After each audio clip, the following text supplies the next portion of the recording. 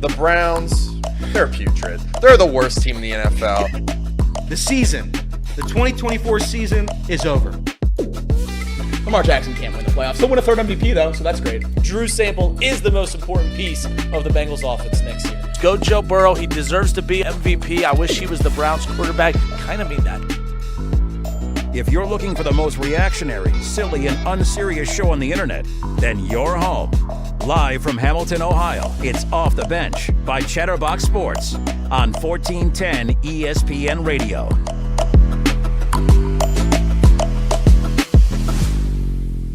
All right, everybody, welcome in Off the Bench, presented by United Dairy Farmers. Chatterbox Sports on YouTube, 1410 ESPN Radio in Dayton.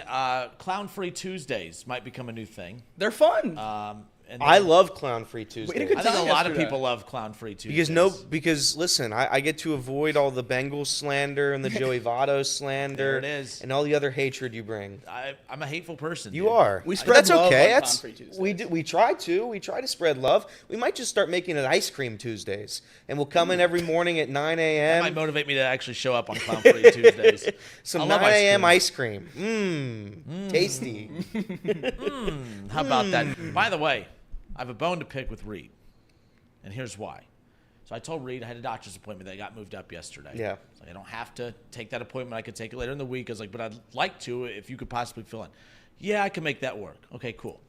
So I'm tuning into the show, the start of the show yesterday, and I find out it's his anniversary. Yeah. Yep, 3 years. You don't get to make me feel guilty for the anniversary when you didn't tell me. Had he told me it was his anniversary, I would have absolutely not have allowed him to host yesterday's show, just to be clear. So my apologies, Reed and Mrs. Reed, Mrs. Mouse. But I apologize. But I appreciate that he filled in yesterday. But yeah, unfortunately for the majority of the people in the chat, it is not a clown-free Wednesday. But I hope everyone had a great Tuesday night, has had a great start to the day. Casey, good morning. You've been busy. How are you? I'm doing good. We have a new system, a new setup, so That's hopefully right. there's not a bunch of pauses and whatnot. It's a more beefier setup here, a lot more stronger PC. So A lot more stronger. a lot beefier. Yeah, that's a great sentence. It's a great sentence. Hopefully you guys enjoy it because it's a lot more powerful. So, What about you, Elliot? Are you beefier and a lot more stronger to start today? I'll tell you what. I woke up this morning feeling real beefy. So, yeah, I'm ready to roll. The strength on me right now, I could go one-on-one with a rhinoceros and come out with a victory. People don't think about rhinoceroses enough. That's a crazy. Is that that's correct? a crazy. Is it rhinoceri? endangered species. Rhinoceri. I think that's right.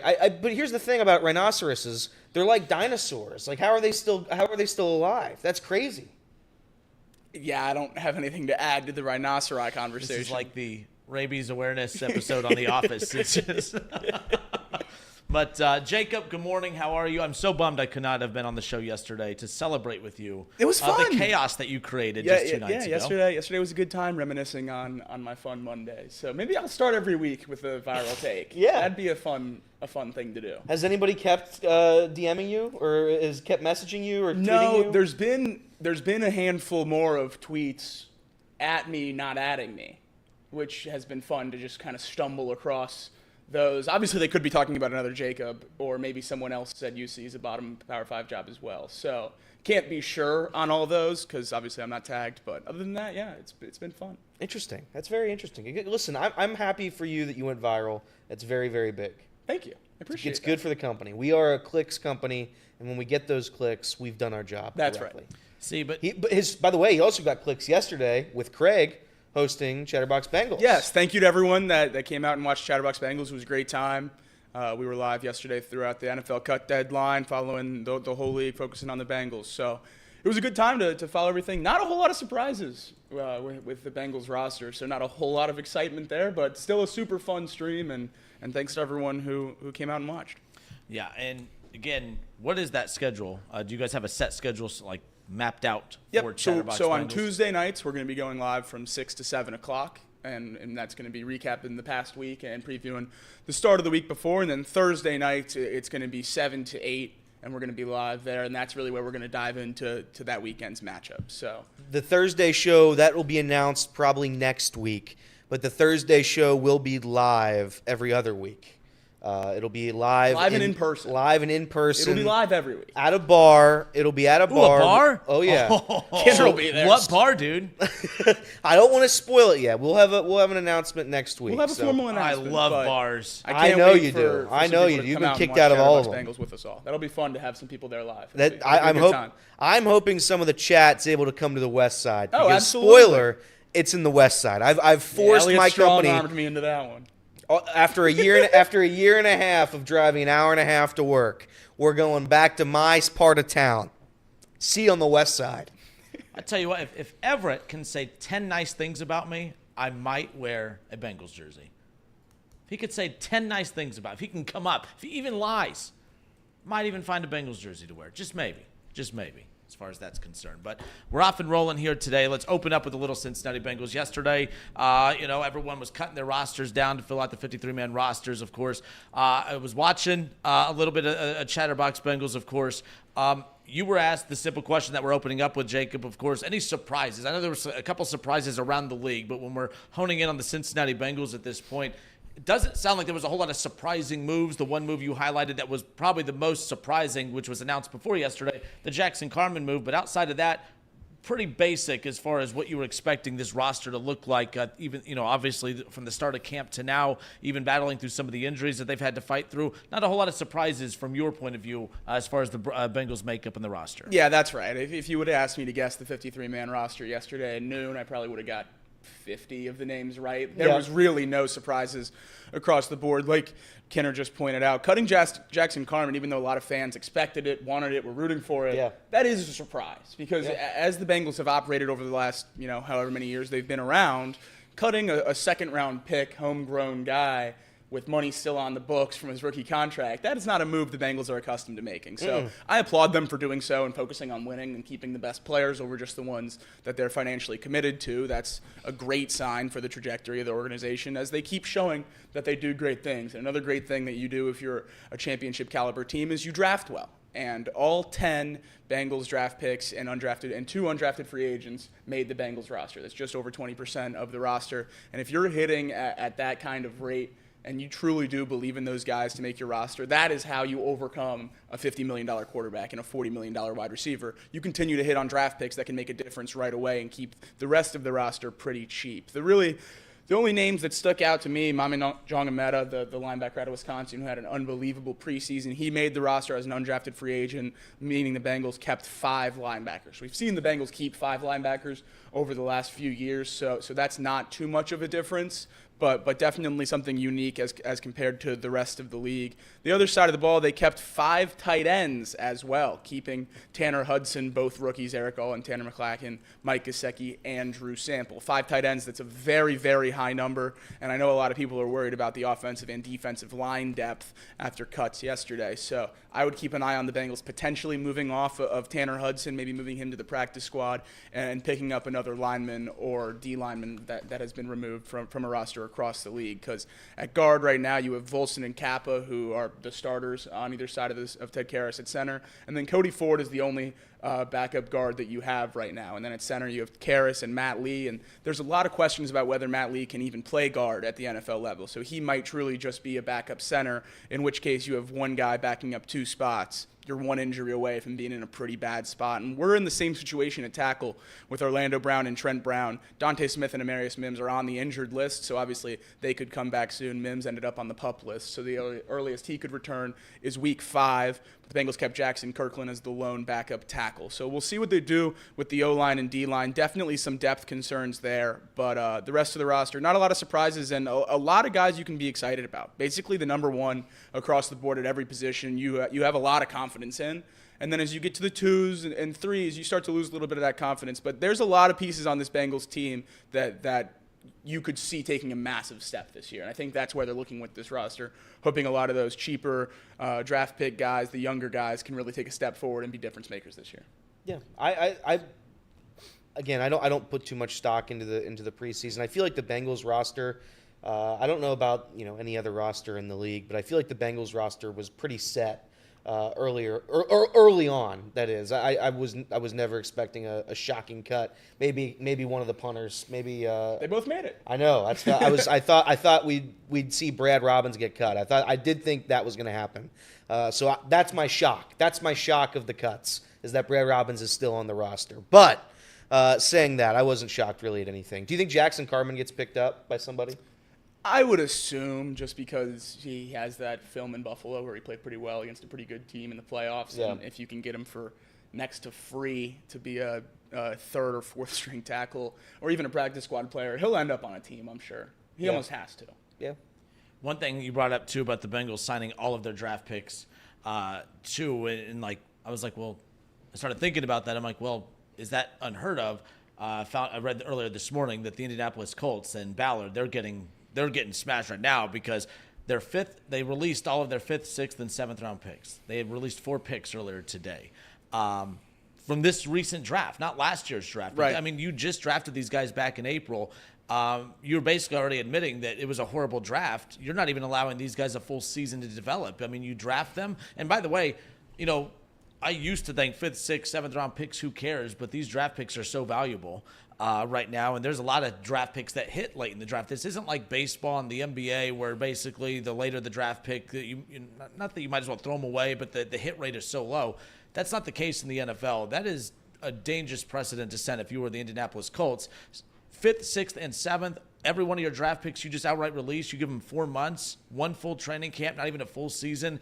You're either really bad at the scouting up front or really bad at the developing once they get there. But I just don't get how 4 months into this, after selecting them, that you just automatically know that they're not good. You should have known that 4 months ago if that was the case. Or maybe these guys are good, and it was that to me is just alarming. 3 or 4 draft picks you just let go from the most recent draft. Yeah, cutting any draft pick other than a 6th or 7th rounder is always a complete shock to me. Obviously, a lot of times those 6th and 7th rounders are battling to make a roster spot with a lot of back end of the roster veterans, and if they lose that battle, they lose that battle. But the Colts cut a 3rd round pick. How do you do that? How do you lose? They cut a 3rd round too? Yeah.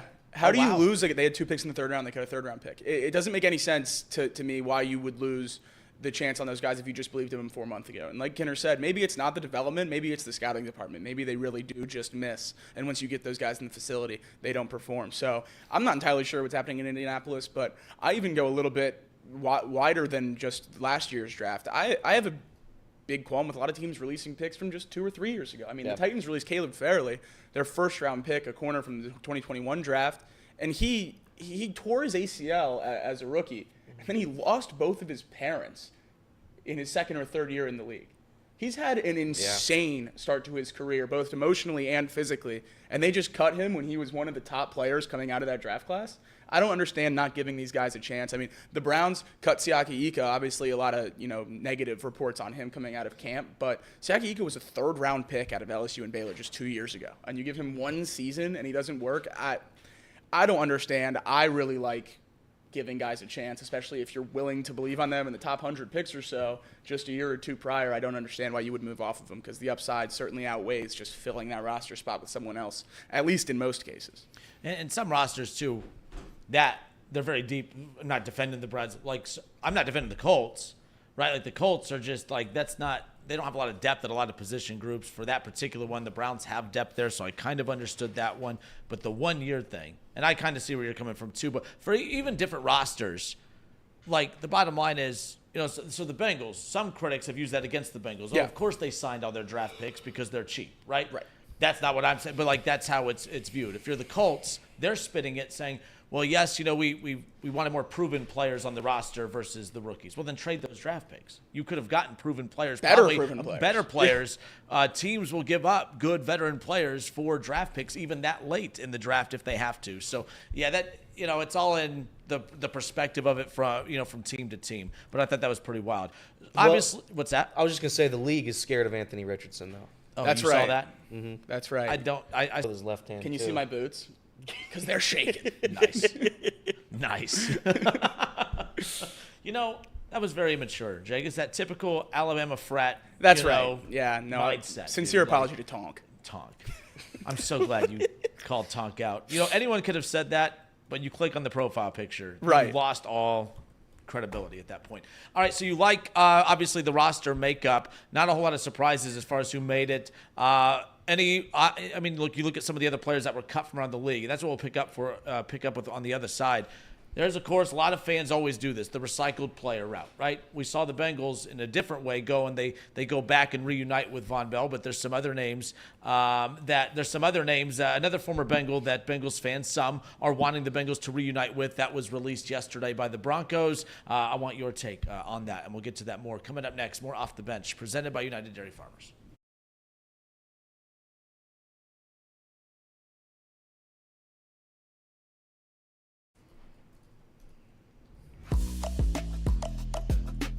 Justin Kinner, Casey McAllister, Elliott Rearing, Jakob Tissett with you here. This is Off the Bench, presented by United Dairy Farmers. Obviously, we opened up reacting to the Cincinnati Bengals. They cut the roster down, and no real surprise cuts as far as that's concerned. Everyone that made the roster seemed to be the expected names that are on the roster for the Bengals right now. But there are some surprising names from around the league that were cut yesterday. Maybe not surprising, but bigger names. One, I mean, I know you're a big Bearcat fan, but Desmond Ridder That's right. Was cut by the Cardinals yesterday. Cotton Bowl champ, right? Cotton Bowl champ. Oh, no, my hat ate him.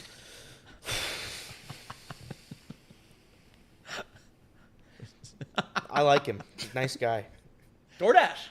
I saw that. People were ruthless. Great with commercial. It's a tough commercial after you get cut. It's a tough commercial after you get cut. We were questioning this yesterday. Could I don't know how to even look this up to verify. Could Desmond Ridder be the first player to be traded as a starting quarterback? The Falcons had not signed Kirk or drafted Penix yet. He was the Falcons starter. And then not make the roster of the team he got traded to. Wow, that is quite a fall. What? Just ran into the wall?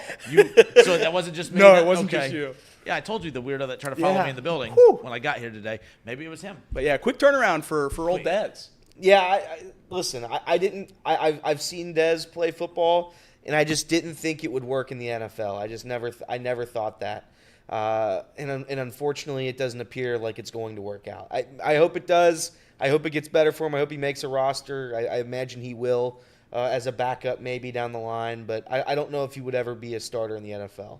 I just didn't think I didn't think his game modeled an NFL starting quarterback. Casey, this was Casey's guy, not my guy. This was Casey's guy. Well, the team he was on before was my team, the Falcons.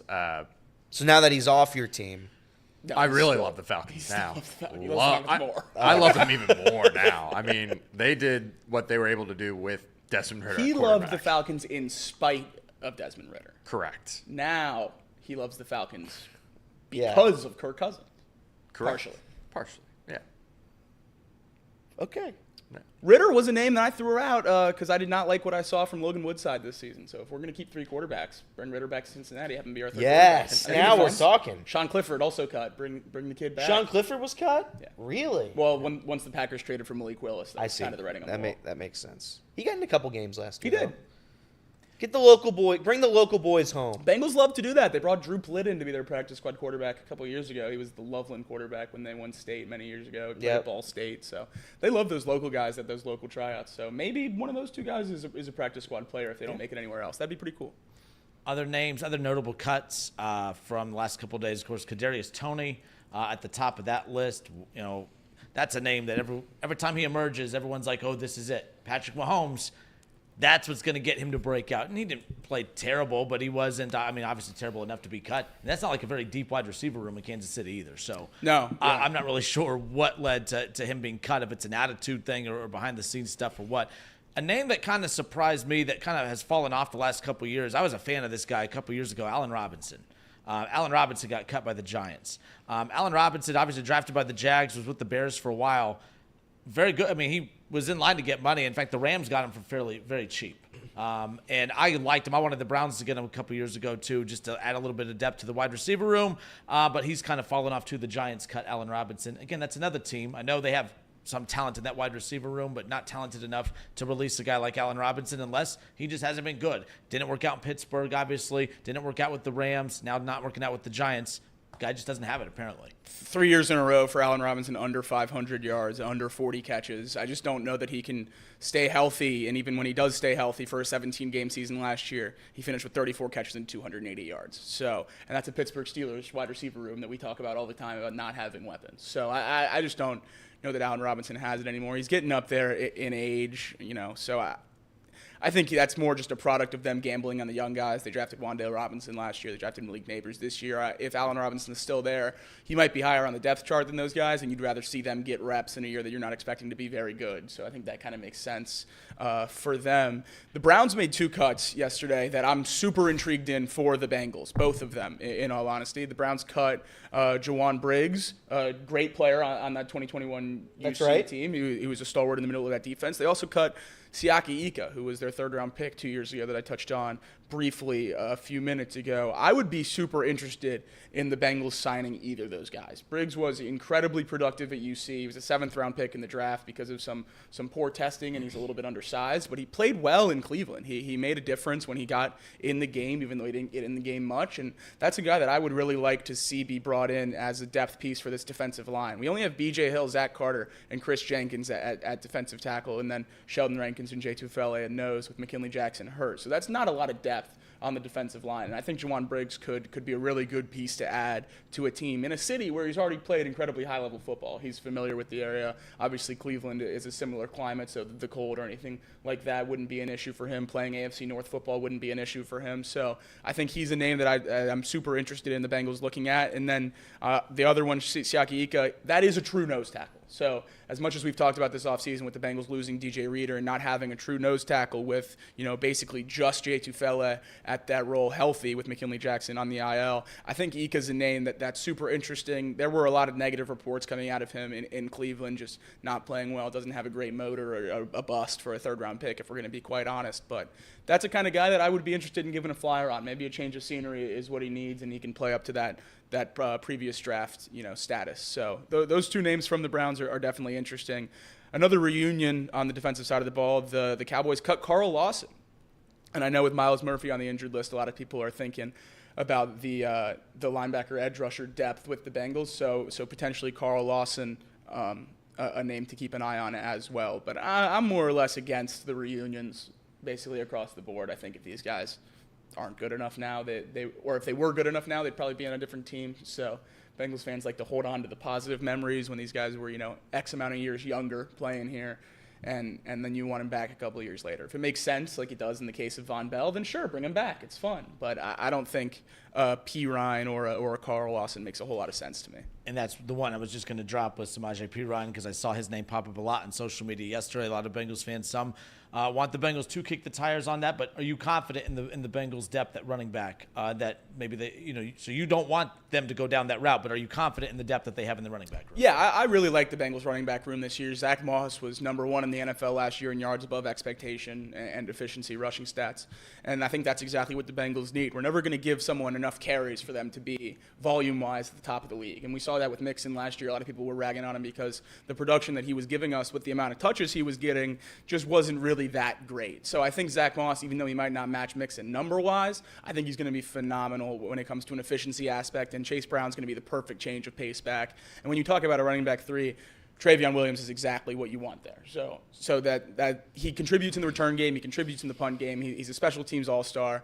And then he's a pretty decent running back as well. And when you're talking about a 3rd running back, that's exactly what you want, a guy that can contribute in different places. And P. Ryan does not provide that. So that's why I wouldn't be interested in moving off of anyone currently on the active roster to pick up P. Ryan. And that's the important thing to think about now when you're looking at these names from across the league. If you want to add someone, you have to cut someone. So be prepared to have a name that you want to remove from the roster as well if you're bringing names that you want to add. P. Ryan didn't dive for the ball. So I have one, and my biggest cut of this preseason here, Mike White. Mike White has been cut from the Dolphins. He has a career 9 touchdown to 13 interception ratio there. Listen, that's not good, but if you remember, the Bengals played the Jets in 2021 on that fateful night against Mike White. He was 37 for 45. 405 yards, 3 touchdowns and 2 picks in their victory over Joe Burrow and the Bengals. And we made the Super Bowl that and year. they won the Super Bowl. And that was because made the Super Bowl, not won the Super Bowl. Made the Super Bowl, and that's because of Mike White. I would love to see Mike White as a Cincinnati Bengal. If I remember correctly, Mike White beat the Rams that year as well. Really? I believe so. How about that? Well, a third of his career touchdowns are against the Bengals. How about we may get some touchdowns for the Bengals? Mike White, QB3, you're banging the table? QB2. Ooh, you're out on JB6. And maybe QB1. Okay, well. It's a good thing if after all the cuts are made, it's a good thing that there's not a whole lot to talk about with the roster. Right. Because that means everyone that had expectations coming in played up to those expectations. Obviously, there were some injuries that the Bengals are kind of navigating through. Mims was probably the most – I mean, there's some key injuries, don't get me wrong, but I think Mims the most disappointing one? Not disappointing player, but like the injury as far as just because the expectations from up Yeah, front. certainly. I would put Mims and Miles Murphy basically in the same Miles tier. Murphy's not a Bengal. He got cut. Oh, that's right. Yeah, no. I hate Dov Kleiman, Our by dear the friend way. Dov Kleiman tweeted that Miles Murphy got cut, and after just using my brain for about 5 seconds, I realized that had to be a lie. So I freaked out a little bit, but didn't go all the way off the deep end. It was Miles Murphy, the defensive lineman for the Cardinals. So classic snafu, you know. Oopsie. We love Dov. He'll be all right. He'll bounce back. That's what Or- happens or- when you copy and paste other people's Yeah, tweets. whoever else bought that account will be fine, I'm sure. But yeah, no, it's keeping Miles Murphy on the injured list to start the season. Definitely not what you want to see. He was a guy that I wanted to take a big step this year. Obviously, the first round pick last year. I don't know how much I love Sam Hubbard, and maybe that's not a great take to have when I'm already getting buried by Cincinnati locals. But Sam Hubbard's a great guy. He's a captain. He's a leader of this team. But I would like more sack production from my opposite edge rusher of Trey Hendrickson. I just think that would make the Bengals a much better team. So You want more? It was a weird time for a pause. You want more? sack production. Okay. I just wanted to make sure we were talking about the same thing. Yeah. Okay. From the defensive ends in football. Okay. I just wanted to make sure. Just more sacks. That's right. Okay. So I'm a sack guy. What can I say? You are. You are. And he is a leader of the team? Hubbard, absolutely. Leader of the squad? He's a leader, for sure. No question about it. what was your favorite sack from last year? My favorite sack from last year. I don't know. Frank Gore. Frank Gore's a classic. Comes to mind. Yeah. I'll let you keep thinking about that. All Keep right, thinking yeah, about- we'll get to it yeah, after break. keep We'll get to it later. Dallas Cowboys just signed Dalvin Cook, so there's that. Dalvin Cook's agent was working overtime yesterday. Tom Pelissero tweeted that Dalvin Cook leads the league or had 94 yards per game last year or since 2018. Mm-hmm. But if you exclude last year when he wasn't getting normal reps, it's over 100. Yes. So the Cowboys should sign him. Tweet just so clearly written by the agent. By the way, I figured out why Adam Schefter has been a little too busy to cover the Cincinnati Bengals. He's been breaking engagement news, apparently. Ooh. Really? Adam Schefter, according to Awful Announcing, he's hinting at a Taylor Swift, Travis Kelce engagement. I mean, that's the kind of news you get from old Adam Schefter. Or speculation. Adam Schefter should just start breaking all news. I think he We should should be. just get rid of Fox and CNN and ABC and NBC and all that stuff, and all news should just go through Schefter and Rappaport and Shams. I actually agree with that, but I don't think he should be on any regular network. I think he should go to Nickelodeon. I like that. And he'll be the slime reporter. So anytime any sports news breaks, they'll cut into SpongeBob or Jimmy Neutron. Young Thug. And what is it? The slime reporter, Young Thug. I don't get the reference. And basically Schefter will come in on Nickelodeon and he'll do his little report in between cartoons. I think that's what he's got ahead of him. All right, Off the Bench, presented by United Dairy Farmers, Chatterbox Sports. Before we on go to YouTube. break. Whoa, what are we doing? What are we doing? I was just going to give a rhino fact. Male rhinos are called bulls and female rhinos are called cows. And their young are called calves. Think about that during the break. More Off the Bench, presented by United Dairy Farmers.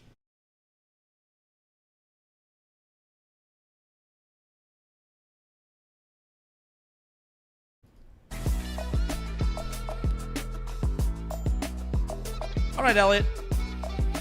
I'm intrigued. I'm curious. Are you? I want to learn more about rhinos. What you got?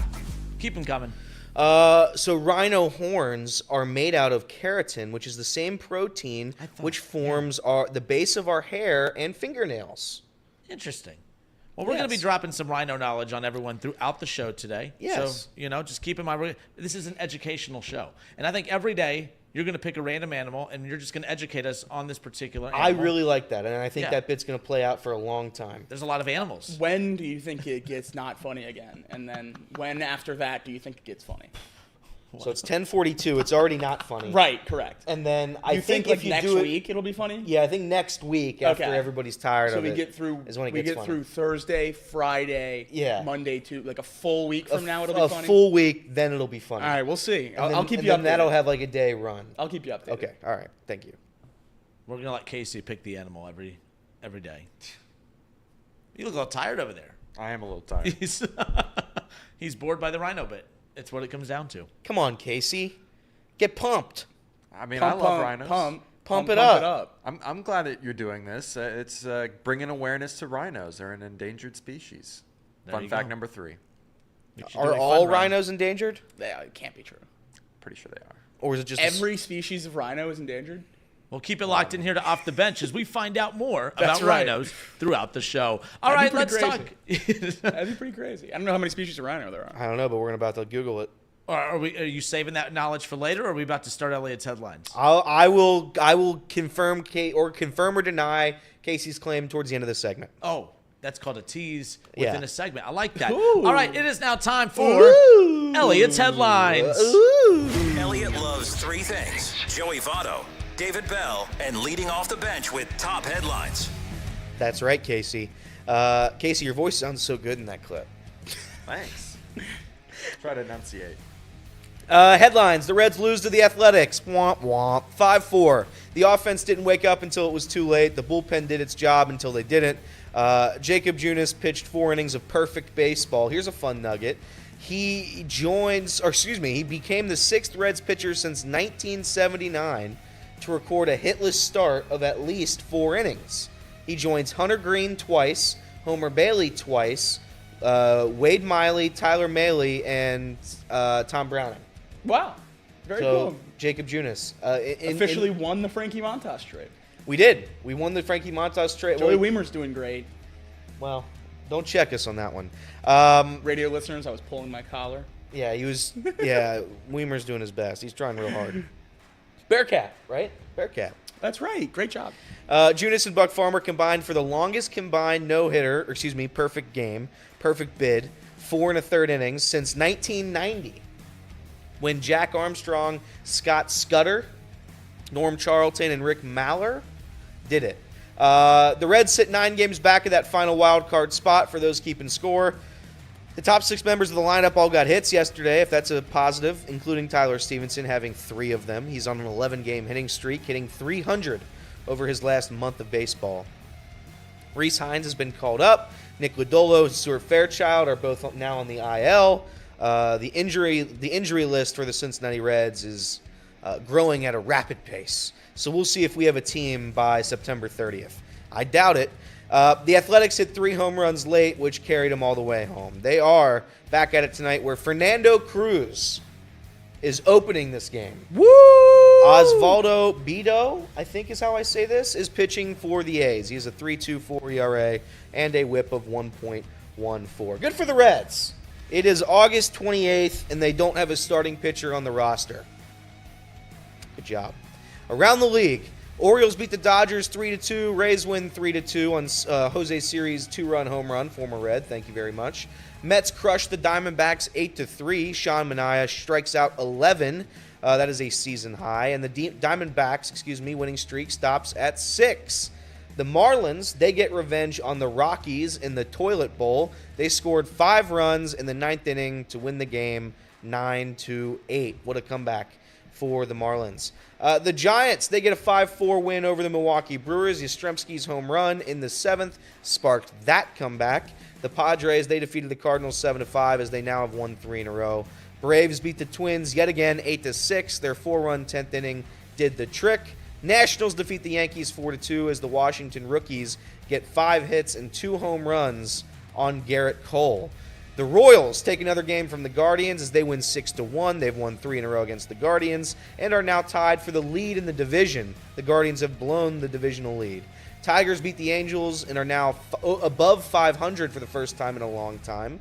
The Cubs scored 9 more on the Pirates last night. They've now scored 27 runs in 2 games against Pittsburgh. The Reds scored 18 and 4 and lost the series. That's fun. That's a fun nugget. And MLB standings update. The Yankees have a 1-game lead over the Orioles. The Royals and Guardians are tied for the lead in that division. Twins are 2.5 back. The Astros have a 3.5 lead over the Mariners. The Mariners had a commanding lead for a long time, and then they lost it. In terms of the National League, we have the Phillies having a 6-game lead over the Braves. That keeps getting a little bit smaller, though. I don't know. The Phillies win the division, I think, but the Braves are still fighting. Mets are 9 games back for what it's worth. The Brewers have a 9-game lead over the Cubs, 10.5 games over the Cardinals, 12.5 games over the Reds. For those keeping track in the NL West, which is by far the best division in baseball. Well, no, I can't say that. It's the AL East. But second best division in baseball. Dodgers have a 3-game lead over the Diamondbacks and Padres. It's going to be a tight finish over there as well. Those. Oh, and also Rich Hill. Rich Hill is 40. That's right. He's 44 years old. He will be playing for the Red Sox. Another fun Red Sox stat that one of my buddies is a Red Sox fan, and they're coping just like we are, which is good to see. And he texted me yesterday after they lost to the Blue Jays. Yeah. He said, it might seem like the Red Sox have lost 5 games in a row, but they've actually only lost 4 games in a row because yesterday's loss is from June 26th. That's it right. It was a rain-out game. So just a 4-game losing streak for the Red Sox. Big ups to them. Were they on a losing streak at the time of June 26th? Now that is a good question. I don't because know. if they were on one then that would simultaneous losing streak? Well, that would be added onto this one. Oh, okay. So they lost 5 in a row then, they'd be on a 10-game losing streak. Well, let's hope not. Let's hope not. All right, off the bench, presented by United Dairy Farmers. We're going to get into. I have an NFL draft, fantasy draft tomorrow. I've only done 2. I have no idea what I'm doing. Are you nervous? I'm not really nervous. I mean, Are you $50 scared? buy-in. I kind of want to win some money, so I kind of want to take it a little serious. The last one I did was just $10, so I didn't really take it that serious. I'm out $10. I'm out $10. Kind of win some money. I kind of want to win some money, so we're going to talk about that. Some draft sleepers coming up here in a bit because I didn't follow the rundown. My apologies. Who makes that rundown? Oh yeah, me. I don't even follow my own rundown as far as that's concerned. So there we go. There you go. Yeah. Did you? By the way, if you want, you can stick around for our fantasy draft, which will be happening. The Chatterbox fantasy draft will be happening at 12:15. That's right. For members only. So shout out to everybody who's a member and joining, and Everett. Shout out to Everett. There's a lot of the members who think we're going to sit up here during this fantasy sleeper segment and lie. Yeah. To try to. That's because you might have said that you were. I might have said that was you might my have plan. said you were going to trick everybody. But that is not what I'm going to do. I'm going to give you real fantasy sleepers, and feel free to use them against me. So the list you gave me, is this the fake list or the real list? I just want to make sure. It's the real list. real- Well, okay. I'll give you a fake The list. fake one, no doubt. No doubt. But we'll get to that coming up. What you got? The Reds game last night. Anybody watch it? Did you? Yeah. I was forced to watch it against my will, unfortunately. I watched Minor it. league updates. Minor league updates. Here's the thing about the Reds, and I formulated this thought last night. Not only do I not enjoy watching them anymore, it's almost a pain. It's like a struggle to physically watch this team not have a roster and play 30 more games of baseball. It's going to get bad. It's going to get really bad. This isn't a major league team. And this is why when you're talking about blaming the manager, please don't cancel Everett. When you're talking about the David Bell situation and you know, should you fire him after 6 years of failure? And I get all that. But people are still mad at David Bell for not correcting the mistakes of this season. And though granted, they've been sloppy on the base paths and they've been terrible defensively, you've lost your entire roster due to injuries. Your entire roster.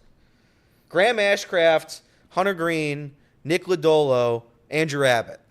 And then we also had Frankie Montas at one point. Those were our 5 starting pitchers. All 5 of them are gone. All of them are gone. We have no starting pitchers on the active roster. How do you get to that point? I don't understand it. Nick Kroll said at the deadline he's given us a chance to fight. We don't have pitchers, brother. We don't have a team. I look at our lineup. We're missing Candelaria, our big free agent acquisition. We missed TJ Friedel for half the season. He's played 55 games. We don't have Matt McClain. CES is gone. Jake Fraley, gone. He's been on the IL 5 times this year. How is this a major league roster that is acceptable? How are we still and again, I'm aware that any minor move they make, any of these trades, any of these DFA signings, it's probably going to be met with disrespect from the fan base, saying you could have done more, this is nothing. But at least it's effort, a little bit. Go out and find a starting pitcher. If Rich Hill can still pitch, go find him. I don't care. You're going to kill the bullpen? We're just going to sit here and throw them up to the Wolves? The bullpen did great yesterday for the job that a bullpen's supposed to do, and that's go 4 or 5 innings. They're not supposed to go 9 innings. That's not how baseball works. You're supposed to have a starting pitcher. I don't know how you're supposed to operate with 30 games left in this season. We're supposed to sit here and pretend like this is acceptable? It's an open forfeit. We forfeited. I know a starting pitcher who might be ready. Who's ready? To break into the MLB again. Again. Trevor Bauer. Oh, we're doing that again? You know what? Honestly, it's somebody. We don't have a starting pitcher on the roster. There's no our league. We legitimately thought one of our top prospects who had 1 AAA start was going to start today, because that is how few starters we have. What, did the Rhett Louder noise pick up? He's not starting today. He's not starting. But that's where It was people went really with that? CBS Sports had him listed as the projected starter yesterday. But obviously, There's a sizable portion of this team that shouldn't be on a major league roster. And we're going to sit out here and throw our bullpen to the Wolves night in and night out for 30 straight games. They've done an admirable job this season. So obviously this show, we re-air it in Dayton. Yesterday on the show, people are messaging into the show that they're really – so the Dragons they're one of the hottest teams in minor league baseball right now. They're going to make the playoffs. Yeah. They have a good chance to win it, right? But Dragons fans are terrified right now because of how bad the roster is with the Reds, that they're going to be calling some guys up from Louisville, and that's going to mess, of course, they're going to mess with the roster with the Dragons. I don't know how decisions are made with the minor league rosters and stuff. I don't know if they pay attention to, well, we can't move stuff around because this team's in contention to win a chip. It would be nice for some level of the Reds. Maybe I'm getting defensive because it is the Dayton Dragons and that's where I live. It would be nice for some level of the Reds to experience playing playing deep into a postseason, playing for a championship, winning a championship. It would be nice to kind of have that. I kind of agree with some of our Dayton listeners. I hope that no matter what's going on in Cincinnati, no matter what it does to the Louisville roster, that I really hope that they leave the Dragons roster alone as far as that's concerned. That's just what I hope. Cam Collier, I would love to see him, be the face of that Dragons team that goes and makes a deep run in the postseason at their level and potentially win a champ. I would like to see that. I hope they don't mess with stuff. And I'm not saying they're calling anyone from the Dragons up. I'm just saying when you start calling some pieces up from Louisville, pulls from Chattanooga, yeah, and it's Chattanooga just pulls from Dayton. So that's I thought it was an interesting take that people were making in Dayton yesterday, as far as that's concerned. It's just I don't know how we defend it. I don't we're towards the end of the season. At this point, it's over. I mean, if you have beliefs that the Reds can make the postseason with no active starting pitchers in a lineup filled with injuries, I can't help you any longer. But it's just one of those things where next year this can't happen. It can't happen. And I'm torn between, every team gets injured, but every team gets injured and they have plans. They have backup plans. And maybe you can't have a backup plan for literally every starting pitcher you have to be injured at the same exact time. Maybe there's no plan for that. Maybe there's no plan for 3 core players of this roster getting hurt before the season even starts or suspended with steroids. I'm not arguing with you, but what is the plan, though? If your whole starting rotation's out, Elliot, what, and I'm not defending the Reds here, but that is unprecedented. Your whole rotation is out. I kind of understand. You know what I mean? What are you expecting in that particular case? I expect somebody to get on the horn with some free agent that's available that's a starting pitcher. Fair. That's why that's what I expect. And if nothing, by the way, I don't care if they're good anymore. If we're openly tanking, that's fine. Let them eat innings. We've done it before. Mike Minor was the innings eater king. We traded for him. And he came in here. He threw 6 innings every start. Gave up 10 runs. Luke Dreamweaver ate as many innings as one could eat. Terrible. Do it. Find somebody. Find Rich Hill. Find a 45-year-old. Where's Jamie Moyer? 68-year-old Jamie Moyer. Bring him home. Bring him to the Reds. Because it's unacceptable to have a bullpen start every single game. It's unacceptable. And the Reds front office should be ashamed. One thing I saw Trace, and I know we're up against the clock, but I saw Trace kind of point this out on Chatterbox Reds, real frustrated about what they're doing with, of course, with Espinal and obviously Jonathan India. We don't know what the future of Jonathan India is. Every time we think that he's going to be on the move, the Reds, I mean, they come out and they do the PR stuff. Like, he's a great leader in the clubhouse, this, that, and the other. We don't know what the future of Jonathan India is, but I think the one thing we can say about Jonathan India's future is whether his future is with the Reds or not, even if it's with the Reds, I don't see how his future is in the middle infield with the Cincinnati Reds team. So at this point, when your entire rotation's decimated, you're 12 and a half out of the division. You're 7.5, 8 games out, whatever the number is. 9.5. 9. So even worse. 9. It's going to be double digits here pretty soon of the wild card. I know managers don't come out and say, that's it, we're toast, we're done. But there are some moves and are some things you have to take a look at for big picture stuff. And I agree with Trace 100% when he went on that rant last night about why is Espinal playing in right field when he's one of your better infielders. And you have Jonathan India, who the future of Jonathan India, even if it's with your team, is probably not going to be in the infield. You might as well start that transition now of putting him in the outfield. I looked at the probable lineups here for tonight. It has Jonathan India at second base. It has Espinal in right field. That one I'm with Trace 1,000,000% on. I know of all the pecking order of issues that are wrong with this team, injuries being the top of the list. We just talked about it with the rotation. I'm with Trace 100% on this as far as what they're doing there. May not be a big thing to some people, but when you look at that, it just doesn't make any sense to me.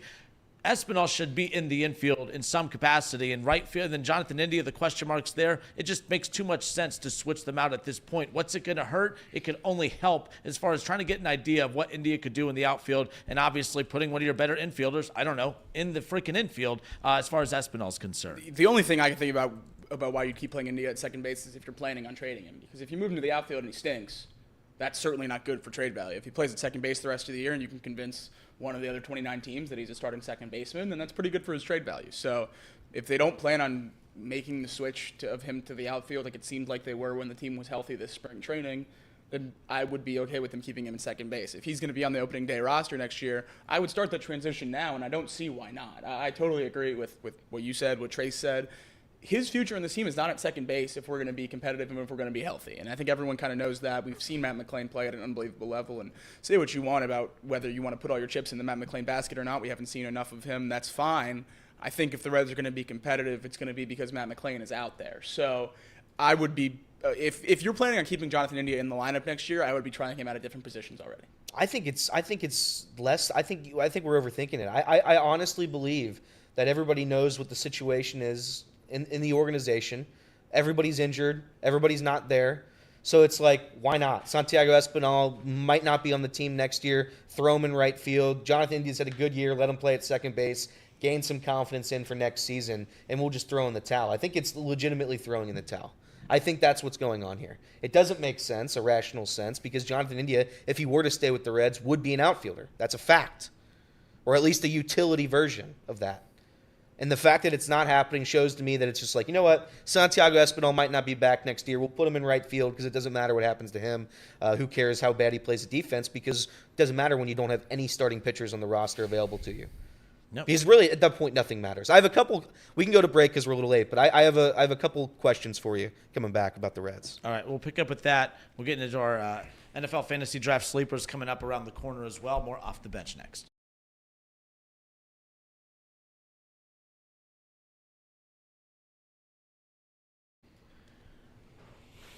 All right. By the way, we've done 3. Just because I think the other day we got confused on the segments. We're on the same page. We've done 3 segments so far, yes. Right? Okay. Yeah. Trace. All right. Sorry, Casey. My bad. Keep No, going. you're good. You're good. Gotta pay the bills around here, guys. Pawnee Water. That's smooth water made right here in Hamilton, Ohio. Uses natural limestone filtration, unlike the artificial processing of the brands use. The result being a healthy alkaline water, and some say the best tasting water in the world. Visit Pawnee Water at PAHHNI water.com so you can buy this great tasting water. And because I have a new computer, I have to pull up the Encore reads. But Encore Technologies, the Bengals report proudly sponsored by Encore Technologies. They provide IT solutions for a data center world with a suite of services, mobile computing, desktop, data center, supporting both centralized and work-from-home computing modules to improve efficiency. Productivity. productivity, productivity. That's right, Jimbos. The path to innovation, Where? well, it begins right here. Okay, that's what I thought. Begins right here. And lastly, Game Time. I love the Game Time app. I use it just about every time I go to an event. Actually, I use it every time I go to an event now. They always have the best deals. Their pricing's all up front. They're not trying to trick you. You get to see exactly where you're sitting at. It's one of the best, smoothest apps I've ever used as well. The functionality of it is top notch. Also, they've got things like the hot deals that come around quite often for a lot of the Bengals games right now. They're already giving out deals for majority of the Bengals season tickets. Check them out. They're great deals. Download the Game Time app. Create an account. Use code OTB for $20 off your first purchase. Terms apply. Again, create an account and redeem code OTB for $20 off your first purchase. Download Game Time today. What time is it? Game time. Who? What time is it? Game time. Game time. What time is it? Game time. Game time. Who? Game time. That's right. There we go. We also have some super chats. Yes, we do. While we're Some not super chats. So I was gonna. Well, it's just I don't know if I So could read these we ones. have That's what I'm saying. we have Chad ELE Waits with a $1.99 super chat. Brad Robbins sits to pee. Oh, thank you. Thank you, Chad. ELE. I disagree with this next one. I won't read it. $5 super chat. UC fans need to just admit they sit to pee. Yes. They will always be a little sister to Ohio State. They wipe back to front. Nice. Yikes. What the hell? And Fetters says, "Go Bucks." OH member for 11 months, almost a full year of Mark being a member. Thank you, Mark. It feels like Mark has been in my life since the day I popped out. I'm going to have a drink to celebrate. I mean, he's just does. there every step of the way. It does. I'm going to have a drink to celebrate. I expect Mark to come to one of Then those another live drink Thursday for 12, shows. you know? Yeah, oh yeah. Drink. Some other housekeeping items. Really hurts your feelings. It's What? really gotten under your skin. No, I do enjoy a drink from time to time. I don't have feelings. Let's just get that clear. I am numb. And I think I became numb the second I started doing this show, to be honest. Like, I have no feelings. Is it Let's because just of all be the real. drinking that It's you're because doing? of all the drinking. Yes. Like the bar selection in Hamilton is just top notch. Other housekeeping items. Please hit the like button. Share the show with a friend. It helps us grow. We're sitting at 16 likes. I think we can do a little better than that. Also, we Or are. It's killed our algorithm. We are. Yeah, I mean, it's killing our algorithm, guys. Come on. The Reds killed my We have just, box like, lunch willingness to wake draft up in the morning. Correct. later I today don't for the feel- I don't members feel in joy our about that. fantasy draft. So please stay tuned for that, members. Even if you aren't part of that fantasy draft, we would still love you to watch because we're gonna definitely have a good time drafting. Make today. fun of Mark's picks. Yes. Yeah, sure. Make fun of Mark's picks. And if you want to become a member, so you don't miss out on opportunities like that in the future, you can do so on our homepage on YouTube. You have to go to the computer desktop version of it, and it's just right there on the homepage to subscribe and become a member. There's a $10 membership that gets you all the video access on our channel, and then the $25 membership, which gives you a discount code so you can get merchandise from our merch store. We're also going to be filming a video with Caleb513 later today. That's going to be fun. Very, very fun. Any little sneak previews? Anything that you want? I'm going to figure out what it takes to become a ball hawk and how Caleb's able to do such things. Casey and I had a question this morning that I guess we'll ask on air. Can we bring cameras into the stadium? Yes. Oh, Yep. that's big. So you can bring You I don't bring those little Sonys. I know we Yeah. can bring the little Sonys. Beautiful, So I know beautiful. I don't know if we can bring the full-on video camera over there. No. But We should go get like a 10-foot boom mic on a stick and like try to bring it in. Massive, like over the shoulder. Oh, camera. yes. A whole like just We swear Impractical we- Jokers yeah. live stream setup. We like, swear we're not filming the game. Not at all. No. That'd be fun. But yes, well, so I'm basically what the video is going to be is Caleb coaching me to becoming the next great ball hawk.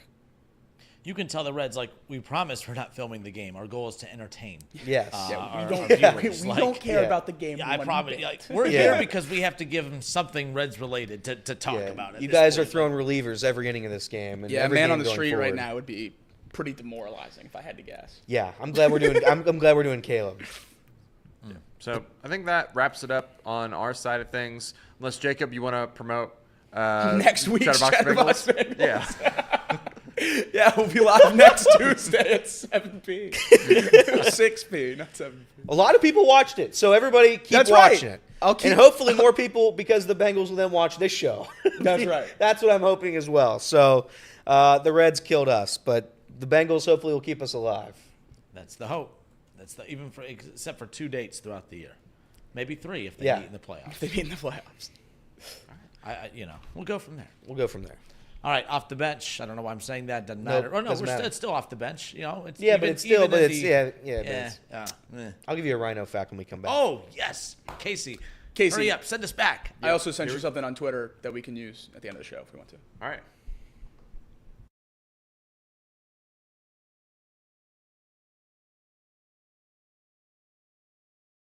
Rhinos. We're learning about rhinos today. I'm so excited here on Off the Bench. Elliot, continue to educate us on the beautiful animal that is a rhino. So this is interesting. Rhinos have very poor vision. Very poor vision. Their eyesight is so bad they wouldn't be able to see a motionless person at a distance of 30 meters. Now, if you don't know how far 30 meters is, like I didn't, I had to look it up just then. 30 meters is about 98 feet. Wow. So if you're 98 feet from somebody, if you're 98 feet from a rhino, they will not be able to see you. So if you are ever getting attacked by a rhino, Go about 100 just feet get back. 100 feet away and you'll be fine. You'll be 100% fine. Yeah, they're a dinosaur. I'm convinced a rhino is a dinosaur. Yes, that was on camera. There's all the stuff you said you're clipping to me. Just saying. That's fair. That's fair. Yes, Chase, fair. rhinos are always horny. Nice, dude. All right. That was Chase, not me. Nice. What? So you said you had some questions to throw out. Yeah, so I was thinking about this yesterday. Will Benson came in for a second and then realized that it was a right-handed pitching, which is who Will Benson faces. And David Bell said, you know what, never mind. And we're gonna go a different direction there. And we're gonna go with Ahmed Rosario, I think is who they put in. Why is Will Benson still on the roster? What purpose is he serving right now? He can't play defense. He can't hit. He can't hit against righties, which is his primary job. It's his only job. I'm misunderstanding something because he hasn't been good from the very first game. He's still not good on August 28th. Why is Will Benson a Cincinnati Red right now? I don't get it. And maybe it's because we don't have a better option. Stuart Fairchild is down with an injury. But what purpose are we serving? Last year he struggled. We sent him down and he got better. He worked on his game. He got better. Why hasn't that been a method this year? At least to just try it. Because we can't find a replacement that could be worse. He's hitting like $160.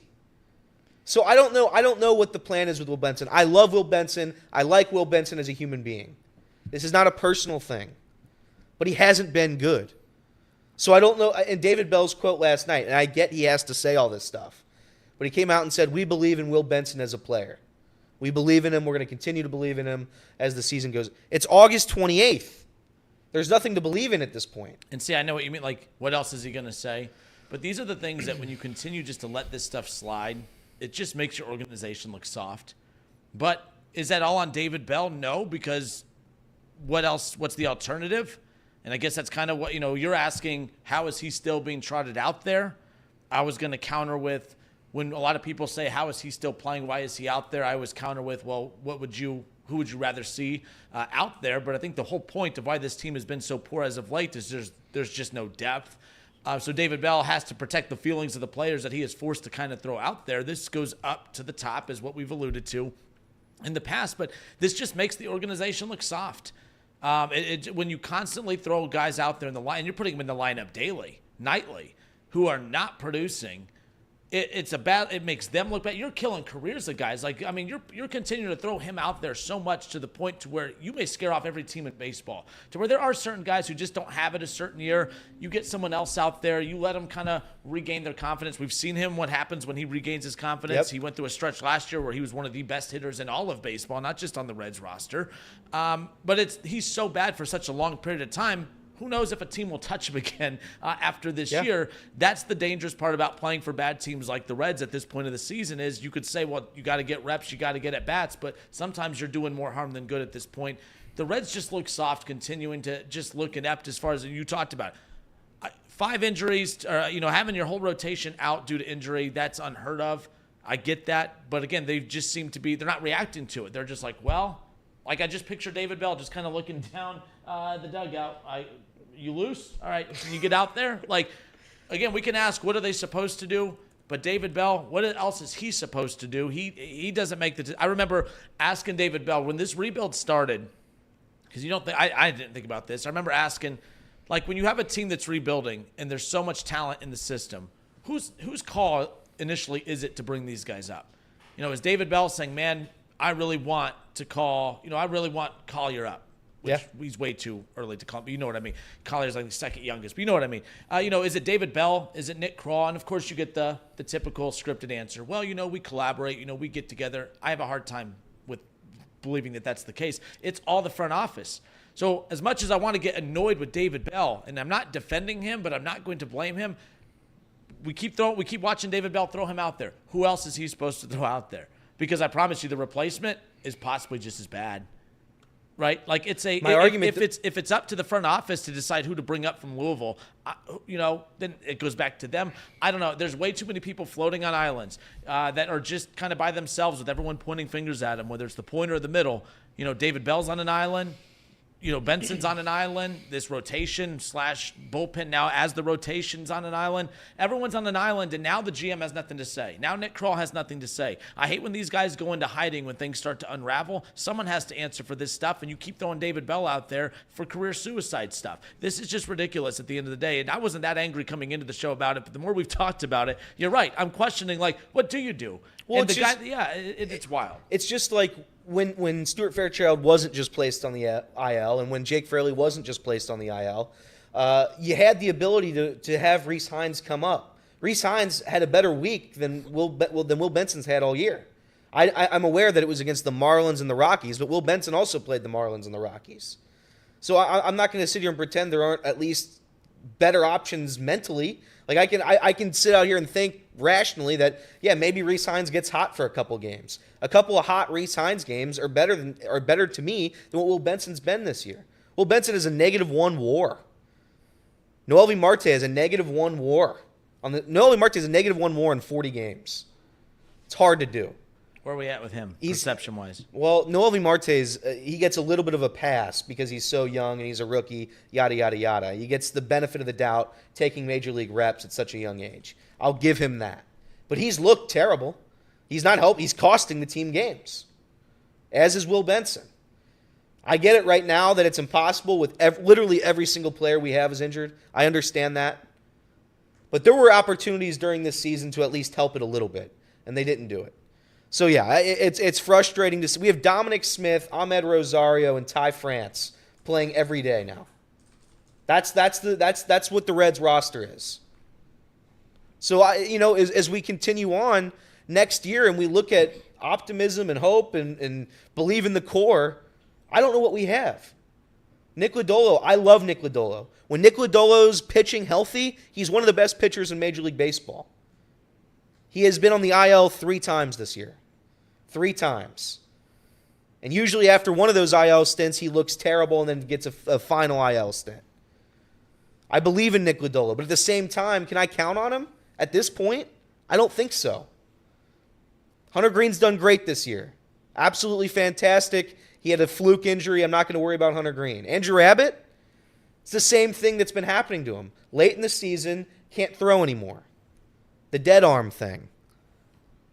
There's so many pieces. There's so many pieces of this quote-unquote core that I don't believe in right now. Matt McClain, love him. When he's on the field, probably one of the best second basemen in the National League. Hasn't been healthy. I know it's a limited sample size. And I know you can't fault guys for injuries. But at the same time, the best ability is availability. If nobody's ever available, how can we say this is a core that's worth a damn? How do you say it? You have Ellie De La Cruz and you have Hunter Greene. You have Tyler Stephenson, who's picked it up this year. You have a really good center fielder in TJ Friedl. And you have a great utility platoon guy in Spencer Steer, who's always available no matter what. Outside of the names I just listed, what do the Reds have? And I was watching Chatterbox Reds, and Nick Kirby brought it up. I don't know. We don't know what we have because we haven't seen anything. We haven't seen this plan work yet. Yeah, Everett, how you can fault a front office in constructing a team with guys with injury concerns and history. I'm not going to blame anybody for the injuries because I don't think it's fair. But at the same time, if it's consistently year after year after year, we get to the end of the season and we don't have a major league roster because of injuries, there's something wrong. There's something wrong with somewhere. I don't know if it's the medical staff, the training staff, minor league coaching. I don't know what's going on. But it seems like every single year you deal with injuries and you're unable to recover from it. Other teams are able to recover from it. The Atlanta Braves are missing several key pieces. Several. Their best players are gone. Michael Harris, Ronald Acuna, and Ozzie Albies are all gone at the same point. You lose Spencer Strider. They're going to make the postseason. Maybe win the NL East. Other teams are able to do it. It seems like when the Reds do it, there's no plan. There's nothing that happens after. It's like, we'll just fight till the end. We'll pick up any DFA. How's Jason Hayward? Has he been DFA'd yet? Let's pick him up. Let's add him to the roster. That's what it seems like happens every single year. And we talk about now, and I'm going to ask about this when we have our guest on later. But at what point do you go all in? At what point does that move happen? Because it feels like we're not even close right now. It feels like we're nowhere close to being all in. I don't know what we have. Fangraphs baseball. Shout out to Mo Egger. Mo, hope you're doing well. Mo tweeted this out, I believe, yesterday. He cut out an excerpt from this article that Fangraphs baseball put out. The Reds quite possibly have more upside than any other team in the NL Central, but the time's come for them to pick a direction rather than treading water. And he clipped that, Mo did, and kind of just cut that out and tweeted that. And that's the vibe. That's the feel that everyone has about this. We see something, but are we looking at the same thing the front office is? Because my other thing is this too. Like we talk about this in football all the time. When you get that quarterback, when the Bengals got their quarterback in Joe Burrow, you knew you had something special, and you were fortunate to have something special on a rookie contract deal for 4 years. And you have that flexibility now, the most expensive position in football. You have a super talented quarterback that you're paying cheap. Man, now we can go and we could disperse our money elsewhere and load up this roster. Like, I don't want to hear when it is coming time to pay Ellie and to pay Hunter and Lodolo and other pieces that, well, now we got to be careful with our money because we're about to pay these guys. Well, what did you do when you didn't have to pay them? Because right now you're not financially tied to any player. All right, we heard about Votto's contract forever. That's a thing of the past. Not only is that a thing of the past, Votto retired. He's not even in baseball anymore. The bottom line is when the Reds look back at this little window right here, are they going to say we did everything we could to win with that group? We called everyone up. They're all rookies, second-year guys, talented guys. That was when you go spend money on veterans to plug holes. That's when you spend money to add depth to your rotation, to add depth to your bullpen, to add depth to your outfield, to add an outfield. We were talking about Friedl, very talented, but, like a legitimate outfield. Like guys that when you think of them, you think, okay, they're outfielders, not Friedl just trying to prove that he could play. We know he could play, but I don't think around the league everyone's like, man, we're a TJ Friedl away. And that's the frustrating part when it comes to all this. The Reds now is the time to be aggressive with money because your money's not tied to anyone long-term, big money, that is. Then when it comes time to pay everyone, then they're going to make excuses. Well, we can't afford to do that, and it's just a never-ending cycle. I just don't see the plan anymore. Yeah. Last year I saw felt like there was a light at the end of the tunnel. Correct. I saw the vision. I saw the plan. This is our core. This is what we have. I don't see a plan anymore. And I'm not even asking to see the plan work. I'm just asking to see the plan. What's the plan? Because if they're never going to be healthy, if we're never going to see the plan enacted on the field, then we don't know what this is. Is this just a forever rebuild? Are we waiting 4 years? until Ellie has to be paid $200 trillion, in which you can't pay him? I don't know how many years we have left of Ellie De La Cruz. I believe they're going to pay him, but at the same time, I do have my doubts. And the last thing in the world I want to see is the Cincinnati Reds waste the talent of a generational superstar. That is the very last thing I want to see. And it feels like, to me, they're heading in that direction. When do we give up on this plan? When does the plan work? When does the plan start? Do you know? Because I don't know. I don't know. I haven't given up on this plan yet. When is the next year if they don't make the playoffs? Next year if they win 78 games? No. Like, I believe in the core of this roster still. Nothing's changed from last year for me. And I guess that's just the difference. I at some point, they have to be healthy. I know it sucks. I know injuries are unlucky. But at some point, they can't be unlucky forever. It's impossible. All right, Off the Bench, presented by United Dairy Farmers. We'll talk more Reds in a little bit. Ben Verlander is going to join us coming up about quarter till. So we'll get to him. He'll jump on with us coming up here in just a little bit. We won't just talk Reds. We'll talk Guardians. We'll talk about the beyond fun playoff race that is starting to form over there in the American League, especially in the AL Central at this point. The Twins, the Royals, and the Guardians. The Guardians, who we thought at the All-Star break had that division kind of in hand, and they technically did. They have let that thing slip away big time. I mean, you have a team loaded up with All-Stars. And we talked about this. We talked about their lack of aggressiveness in the offseason, their lack of aggressiveness at the deadline. Would it come back to haunt them?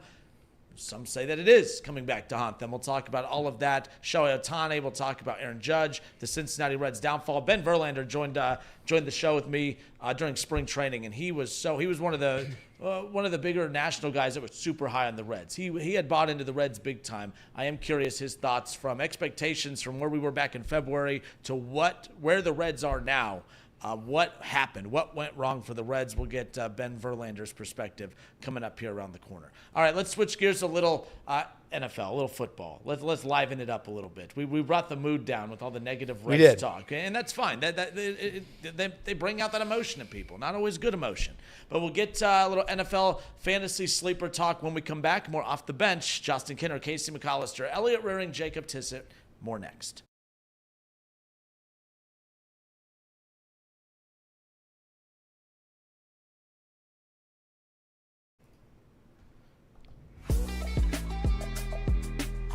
Wake up! Wake up! We're up. Even that we're up wasn't up. Say with your chest. Good every morning. Are you up, Jacob? Yeah, I just don't need to talk about the Reds the same way every single day. All right, Off the Bench, presented by United Dairy Farmers, Chatterbox Sports on YouTube, 1410 ESPN Radio in Dayton. Off and rolling. Here we go. All right, so I haven't done a lot of fantasy drafts in years past. I've done a couple. I like to lose my money. On the gaming apps. That's where I lose my money. So now I'm adding another layer to where I'm going to lose my money with the fantasy drafts. And I'll have mine tomorrow. I know you guys have yours coming up here immediately following the show for members only and Chatterbox, of course, on YouTube. So keep that in mind. But with that being said, I don't even know where to start. And I know you guys are going to touch on some of the sleepers, some of the guys, some of the names that if these particular names are available and you're up and the pick is yours, these are maybe some of the potential sleepers that you would like to take that maybe some others in your draft might look over, and you're going to feel like you're the smartest person in the room, thanks to our guys Jakob and Elliot over here. But let me ask you this right off the bat. The most important position, is it wide receiver? What is that? What is that position group? What's the number one position group you go for right off the bat with your first pick? So that's two different questions. Which one you go for first and which one's most important. First, I always go with wide receiver. I'm a zero running back guy. I don't draft running backs till very, very late in the draft. But it's the most important position because there's so few good ones. There's so few star running backs that getting the backup running back that takes the starting role or getting the guy in the 5th round that ends up as a top 10 running back, that's where you make a difference with your fantasy lineup. But you always got to start your draft with wide receivers. I always start my draft with wide receivers unless I'm getting a Christian McCaffrey or a prime Derrick Henry or something like that. If it's a PPR league. Right, certainly, yeah. And that's the only real fantasy that I think exists. I agree. I always play PPR, and I don't even contemplate playing in a standard league. So. I do half point. I know there's a difference between half point and full point. I do half point PPR, but I don't think that really affects the draft too much. Maybe a little bit of minutia between a couple running backs and receivers, but I think for the most part, if you're playing in any form of PPR league, wide receivers are the most valuable pick. And obviously, you have the guys at the top, the CeeDee Lambs, the Jamar Chases, the Justin Jeffersons, the Tyreek Hills. If you can get one of them, you do it, and that's where you're going to put a lot of your focus on just having one of those superstar wide receivers. But getting a wide receiver, too, that can finish in the top 5 is another way to really set your team apart. And that's where I'm going here with my first list. And it's the wide receivers that I think are much, much better than their ADP, and that's average draft position right now. Garrett Wilson is the highest wide receiver on the list that I think is still a sleeper. He's the wide receiver 7 across all platforms right now in ADP, and I think if he can get a full season of Aaron Rodgers, he will certainly finish top 5 and probably push for the wide receiver 1 spot. He's done great ever since he got into the league, 1,000 yards every single year with terrible quarterback play. If Aaron Rodgers can be a shell of what he was in Green Bay, I mean, think about the consistency of Devontae Adams week in, week out, season in, season out. Garrett Wilson's going to be exactly that in New York. A lot of people are worried about Mike Williams taking some of that production. I don't think that's going to be the case. Garrett Wilson's a superstar, and I think he's going to show it this year. Getting him outside of the top 7 wide receivers is an absolute steal. Going to a rookie this year, Marvin Harrison being a top 10 wide receiver on most platforms. Big Marvin Harrison guy, not so sure I would take him as a top 10 receiver. My favorite receiver that's a rookie this year is Malik Neighbors coming in at 24. I don't have a lot of faith in Daniel Jones this year, but I also don't have a lot of faith in the rest of that wide receiver room. I think getting Malik Neighbors as the 24th best wide receiver, I think you're going to get a lot of production out of him. I think most of the receiving yards out of that offense is going to go to Neighbors in that Giants offense. We saw what Odell was able to do with an aging Eli Manning as the number 1 receiver in that offense, and it was one of the best rookie receiver seasons we've ever seen. I really, really think Neighbors is going to have a massive year. I expect a lot out of Marvin Harrison too, but just when you're comparing the draft position, I think Neighbors is the one I'm going to go with. And then once you get outside of the top 30, you're really just drafting guys and hoping they can become the wide receiver 1 on their team. And that's, either of the guys in New England, Jalen Polk or Javon Baker, the rookies going in the 60s or 80s, depending on where you look. One of those guys is going to emerge as the number 1 receiver. And regardless of what you think of Drake May or whoever's going to start at quarterback for the Patriots, you have to throw the ball a little bit in the NFL. And if you have the number 1 receiver on a team, no matter how bad that team is, you're going to succeed. So drafting one of those guys, so that's whoever you real think. Quick, that's what I was going to ask, because obviously Justin Jefferson, you look over in Minnesota. That's what I'm saying. Does that deter you? But you just kind of answered that. But Addison there could suspended potentially for 6 games. Officially? Has that come out? Did I imagine that? Did I do that again? It was on the table. I saw it was on the table. I didn't see that it was official. Ignore yet. that then. My fault. But okay. So you have Addison, a number 2 receiver. I would be willing personally to take a flyer on a guy that's the 3 or 4 on a depth chart that I think could be the wide receiver 1 by the end of the year over a guy like Jordan Addison. Just because even in the best case scenario, he's not leading that team in reps. Yeah. There's a couple of pieces I wanted to touch on before I get to the actual sleeper part. People keep, at least in the drafts, I've done 2 drafts so far. People keep taking Derrick Henry way too early. I'm out on Derrick Henry. It's a rush-heavy offense. I understand that. But I don't think this is the Derrick Henry we saw 3 years ago, 4 years ago. This is a different guy. I would stay away from him. I'm actually not as high on guys like Christian McCaffrey. You have to take him.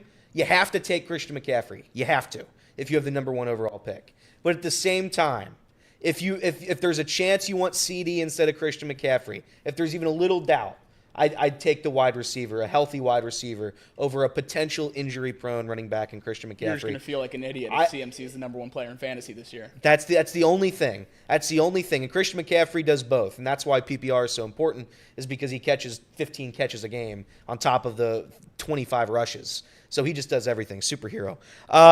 Justin Jefferson, I disagree with Jakob on this one. I think Justin Jefferson, I would not take him if I'm inside the top 7. He's my wide receiver 4. So yeah, okay. And then we're somewhere on the same page. Then that's fine.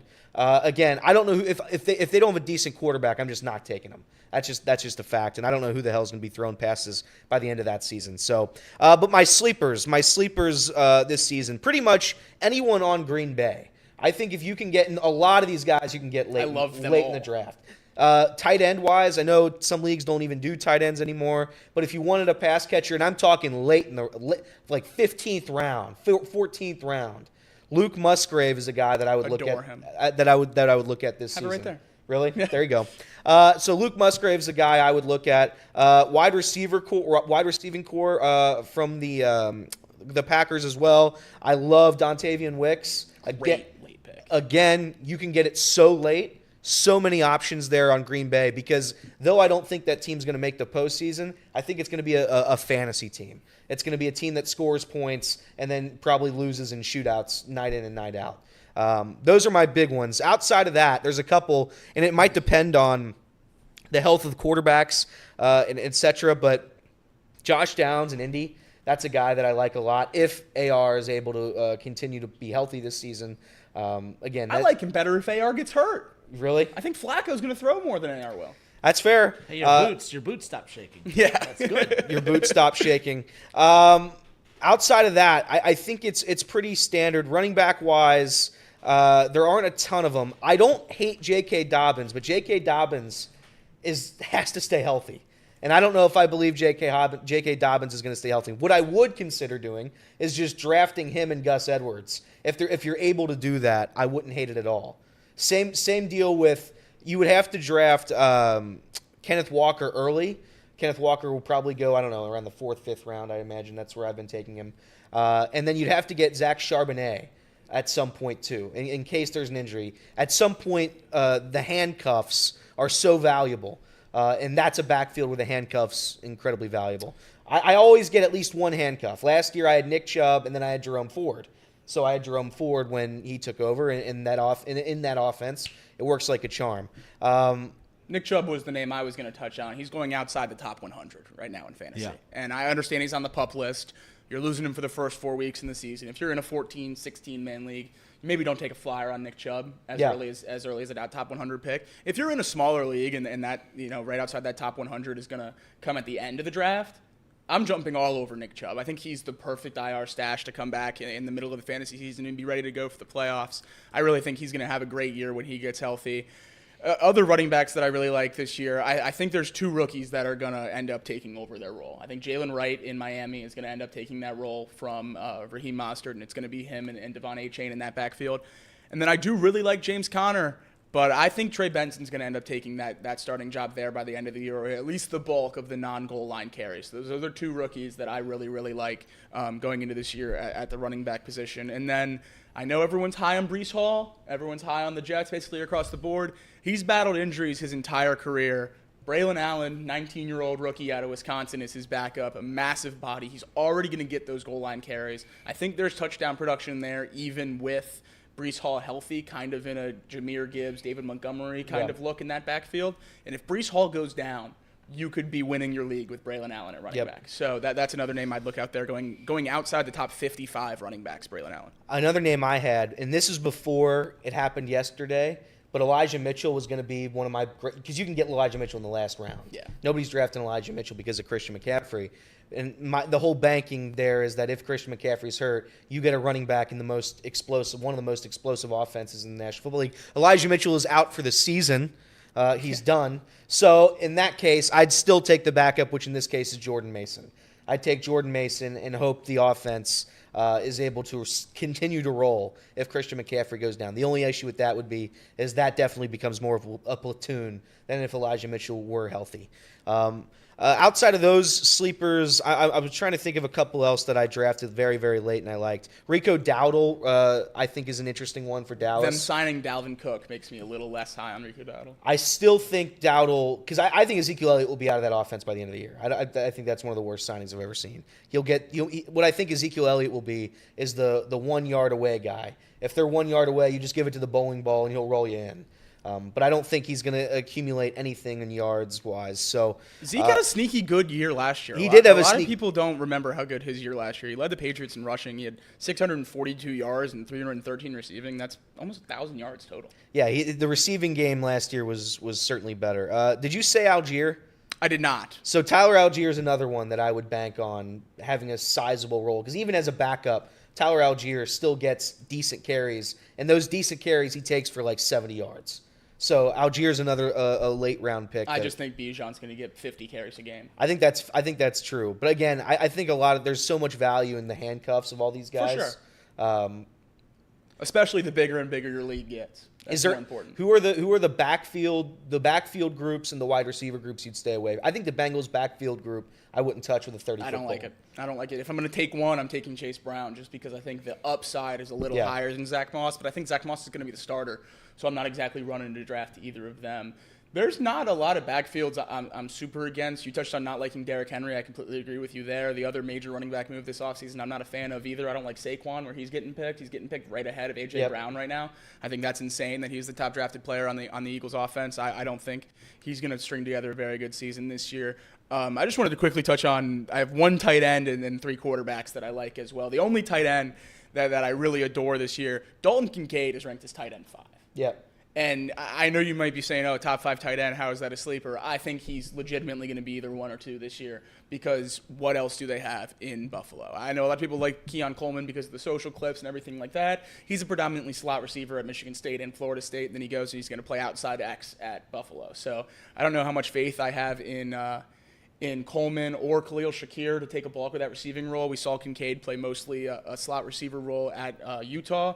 And I think that's where he's going to fit in that Bills offense. I think he might be, statistically, their leading receiver at the end of this year. I know a lot of people might disagree here, but Kyler Murray at QB9 I think is low. I think he's going to finish much higher than that. You have Greg Dortch, you have Marvin Harrison, you have a good backfield there. I think he's going to be a top 5 fantasy quarterback this year. And then you have Jaden and Caleb outside of the top 10. I think taking a flyer on a rookie outside of the top 10 quarterbacks, one of them could really light it up. And then the old veterans, Aaron Rodgers at QB 18 and Stafford at QB 20. I don't think there's any way, if healthy, those guys finish that low. So I would look at them as well. Who's on your no draft list? When I'm thinking of quarterbacks specifically, Justin Herbert's one. Don't draft Justin Herbert. I like that. Justin Herbert hasn't finished. I want to say in the top. He hasn't been a QB1. I'm pretty sure top 12 quarterback in fantasy. Maybe in the past 3 years. I might be wrong on that, but I feel like he's always towards the bottom. I don't like AR because of the injury concerns and the lack of throwing. I know the rushing upside's high. I don't like Tua because when you get to the point in the season where you need your fantasy quarterback to be playing at a high level, he's not doing so. The guy I do love, conversely, is Jared Goff because in the first 16 weeks of the season, the Lions play 1 outdoor game. And if you know anything about Jared Goff in fantasy, he's a top 10 quarterback when he plays inside. So that's the entire season. Maybe dump him at the trade deadline because a lot of those playoff games are outside. But I really do like Jared Goff there. Quarterback-wise, on do not draft list, Jalen Hurts is hard to say not to draft because of the rushing touchdowns. But I don't see him being anywhere close to where he's getting drafted right now. I think he'll be a fringe top 10 quarterback, and he's going in the top 5 across the board right now. So I would stay away from him unless he starts to fall in your drafts. That's fair. Wide receiver-wise, what do you think about drafting guys that are like Brandon Ayuk? I adore Brandon Ayuk. I think he's going to play this year for the 49ers, and I would draft him without any reservations. I had my draft before CD signed with the Cowboys. I said the same thing about him. I actually drafted him myself. So I don't take any of these holdouts really into consideration when drafting. I just draft as if they're completely ready to play. I think that's the best way to go because more often than not, he's either going to play week 1 for the Niners or for someone else. Yeah. And either way, where he's going, I'd be pretty happy having Ayuk on my team. Houston wide receivers. My only concern there is that it's going to be too crowded of a wide receiving room. Hate Diggs. Hate Stephon Diggs. Would not draft him. I still like Nico Collins. I think Nico Collins is a decent pick for where he is. Don't love it, but I still like him a lot. Tank Dell is the one I'm trying to leave with if I'm taking a Houston receiver. Yep. He's going much later than either of them. He's going to be in the slot. C.J. Stroud, think about his time at Ohio State, how great Jackson Smith and Jigba did out of the slot with great receivers on the outside, Olave and Garrett Wilson. So C.J. Stroud knows how to spread the ball around. I wouldn't be too adverse to drafting some Houston wide receivers if the time feels right, but the one I really like with their ADP is Tank Dell. Tampa Bay pass catchers is an interesting one, too. I think Chris Godwin's good, but I don't think Chris Godwin's going to be as good as he has been in the past. Mike Evans has, I believe, never been below 1,000 yards in the NFL season, which is one of the more incredible stats I've ever seen. I think he's going to still have a productive season, but I'm kind of out on pretty much anybody else. I think the Tampa Bay offense is going to take a major step back this season. But your thoughts on Rachaad White and or Chris Godwin? I love Rachaad White and I love Mike Evans. Not a huge Chris Godwin guy. I think Mike Evans, it's just you talk about floors in fantasy football when you get into that middle amount of receivers. And I think his floor is like 800 yards and 9 touchdowns or something like that. Yeah. He's just going to dominate the red zone like he has for the last seemingly decade. And he's going to get close to 1,000 yards, if not over. So I would have no qualms taking Mike Evans. I think Rachaad White is a bulk carries guy. I think he's going to maybe lead the league in carries this year, get a lot of runs. So I'd like Rachaad White a lot too. Maybe you have it on your list. A room I'm fascinated by just because of how good the quarterback is. Obviously, the foot injury during camp kind of makes things a little interesting. The Chargers, they basically emptied out their wide receiver room. Quentin Johnson, their top draft pick in the first round last year, he's not even listed as one of their top 3 wide receivers on the depth chart right now. Are there sleepers in there? Because these are names that not everyone's going to have at the top of their list because they're not sexy names. What about Palmer? What about McConkey? What about some of these guys that are in this wide receiver room for the Chargers? I drafted Lad McConkey in a 6-man league. I think Lad McConkey is going to go crazy this year. I think he's their number 1 receiver. I think he's going to play out of the slot, which is where we saw Cooper Kupp dominate from 2 years ago. Obviously not the Chargers, but the Rams in L.A. I think Lad is going to dominate there. I think he's going to be phenomenal. He's a little bit undersized, so maybe a slow start to the season. But he's a guy that I'm really, really excited about seeing this year. I think he might have a Puka Nacua type of season. I think Lad McConkey's that good, and I do think the connection with Herbert will be very, very strong. I don't know how good the Chargers are going to be this season, but the offense is so heavily revolving around the passing game and Justin Herbert that I do think he will specifically have an elite season and might win potentially Offensive Rookie of the Year. I think he's a sleeper. Quentin Johnson's a straight-up bust, right? Quentin Johnson is not draftable. He can't catch the ball if he's not facing the ball, so that's not a great Have we ever seen a trait receiver? for a wide receiver. I had a lot of hope. Complete bust the first year and bounce back. I'm not saying it's never happened, but one's not popping off to me off the top of my head. Obviously, different head coach, a new offense, a new vibe and feel. Could that be a turnaround? Who knows? If anyone can get Quentin Johnson to catch a football, it's usually a Harbaugh-led defense. Maybe Harbaugh knows how to get him to catch a football as far as that's concerned. But no, I know we have a couple more minutes. We still have a couple more minutes before we get to Ben Verlander. The Rams wide receiver room there briefly. I like Cooper Kupp way more than Puka Nacua this year. Yep. Puka Nacua is going about 20 spots above Cooper Kupp, and I think that is just purely recency bias. I think Cooper Kupp, when both healthy, he will be the number 1 receiver in that offense. Stafford is not just going to all of a sudden go straight to Puka Nacua when Cooper Kupp's back in the lineup. So, not to mention Cooper Kupp always gets the red zone targets. Right. Always gets the red zone targets. So right. I agree 100% with you. Any teams that you wouldn't touch with a 30-foot pole? Who are teams that you wouldn't draft a player from that team if you were paid to draft a player from that team? The Jaguars. If ETN falls into your lap, take him. There is not a single other Jaguar that I enjoy whatsoever. And then I like Devontae Adams a lot, but I like everyone else on the Raiders. Zero. So I think Adams is going to have a great year, but part of that is because I don't like anyone else on the Raiders. Yeah, I think my team, and I know it might be obvious, wouldn't touch anybody in Pittsburgh, Carolina, any New England, any team that basically has a situation at quarterback or just straight up bad. Did I say Broncos? Broncos are terrible. I would not draft any Bronco, I don't think, unless I like Javonte. Javonte would be the only one, and that's only because Javonte is just going so late. But that's it. Seahawks. What are your thoughts on Tyler Lockett? Tyler Lockett had his first not bad year, but down year in a long time. He's also been hurt all of training camp. So my main takeaway from Tyler Lockett this training camp has been JSN. Yeah. JSN's getting reps in the slot, which is where he dominates from. He's not an outside receiver. A lot of people thought they could turn him into that. Hasn't been the case, which is okay. Some guys are just slot receivers. That's fine.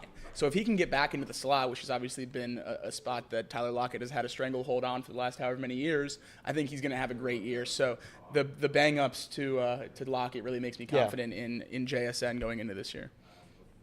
Let me ask you this. Final question. If you had to pick the number one, does your league do defense and kickers? We do. You do both? We do. Who would be the number one fantasy defense this year? I think it's the Jets. I would take the Jets #1 in fantasy defense. I think the secondary is going to force a lot of turnovers, and then I believe Hassan Reddick's going to play. Yeah. Which is 15 sacks probably as the floor, and obviously a point for every sack. So you need a team with a good secondary for the interceptions and a good pass rush for the sacks. I think the Jets are a happy medium there, and if their offense is as good as I expect it to be, I don't think they're going to be on the field too much, which will obviously help with the yards and scoring. So I think the Jets are defense 1 in my opinion. What's too early and too late for a fantasy quarterback? For a quarterback, Yeah. it's all dependent on your league. So we're talking standard, not 1 the two, QB league, not the two quarterback. standard leagues. flex, not super flex. Correct. I don't think you're drafting. If it's a 20-round draft, I don't think you're drafting a quarterback till like round 8. I agree. I would say unless you really believe in Josh Allen He's the only one I'd consider. or Lamar Jackson, that is who I'd pick. But Fair yeah. enough. There we go. Fantasy update. All right, good stuff. Again, you guys have your draft coming up immediately following the show. That's right. Correct. Now everyone's all there. I mean, between learning about rhinos today, dude, That's right. and of course getting educated on the draft, I feel like we have a lot of very intelligent listeners today. How about that? That's right. Do you want one more rhino fact? Let's do one more rhino fact. They dude. communicate through honks, sneezes, and poo. The last one kind of surprised me. They do. They Wonder what communicate through. messages they send. They communicate through Interesting. poo. Well, if that doesn't scare off our next guest from our lack of professionalism, I don't know what will, but there you go. All right, it's Off the Bench, as I don't even know how to put my headset on. There we go. This is Off the Bench, presented by United Dairy Farmers, Chatterbox Sports on YouTube, 1410 ESPN Radio in Dayton. We're going to talk a little baseball. We'll talk Cincinnati Reds. We'll talk the AL Central race, little Ohtani, little Aaron Judge. We'll get to all of that coming up as we're going to be joined by Mr. Ben Verlander. That's coming up next right here Off the Bench. Chatterbox Sports, 1410 ESPN Radio.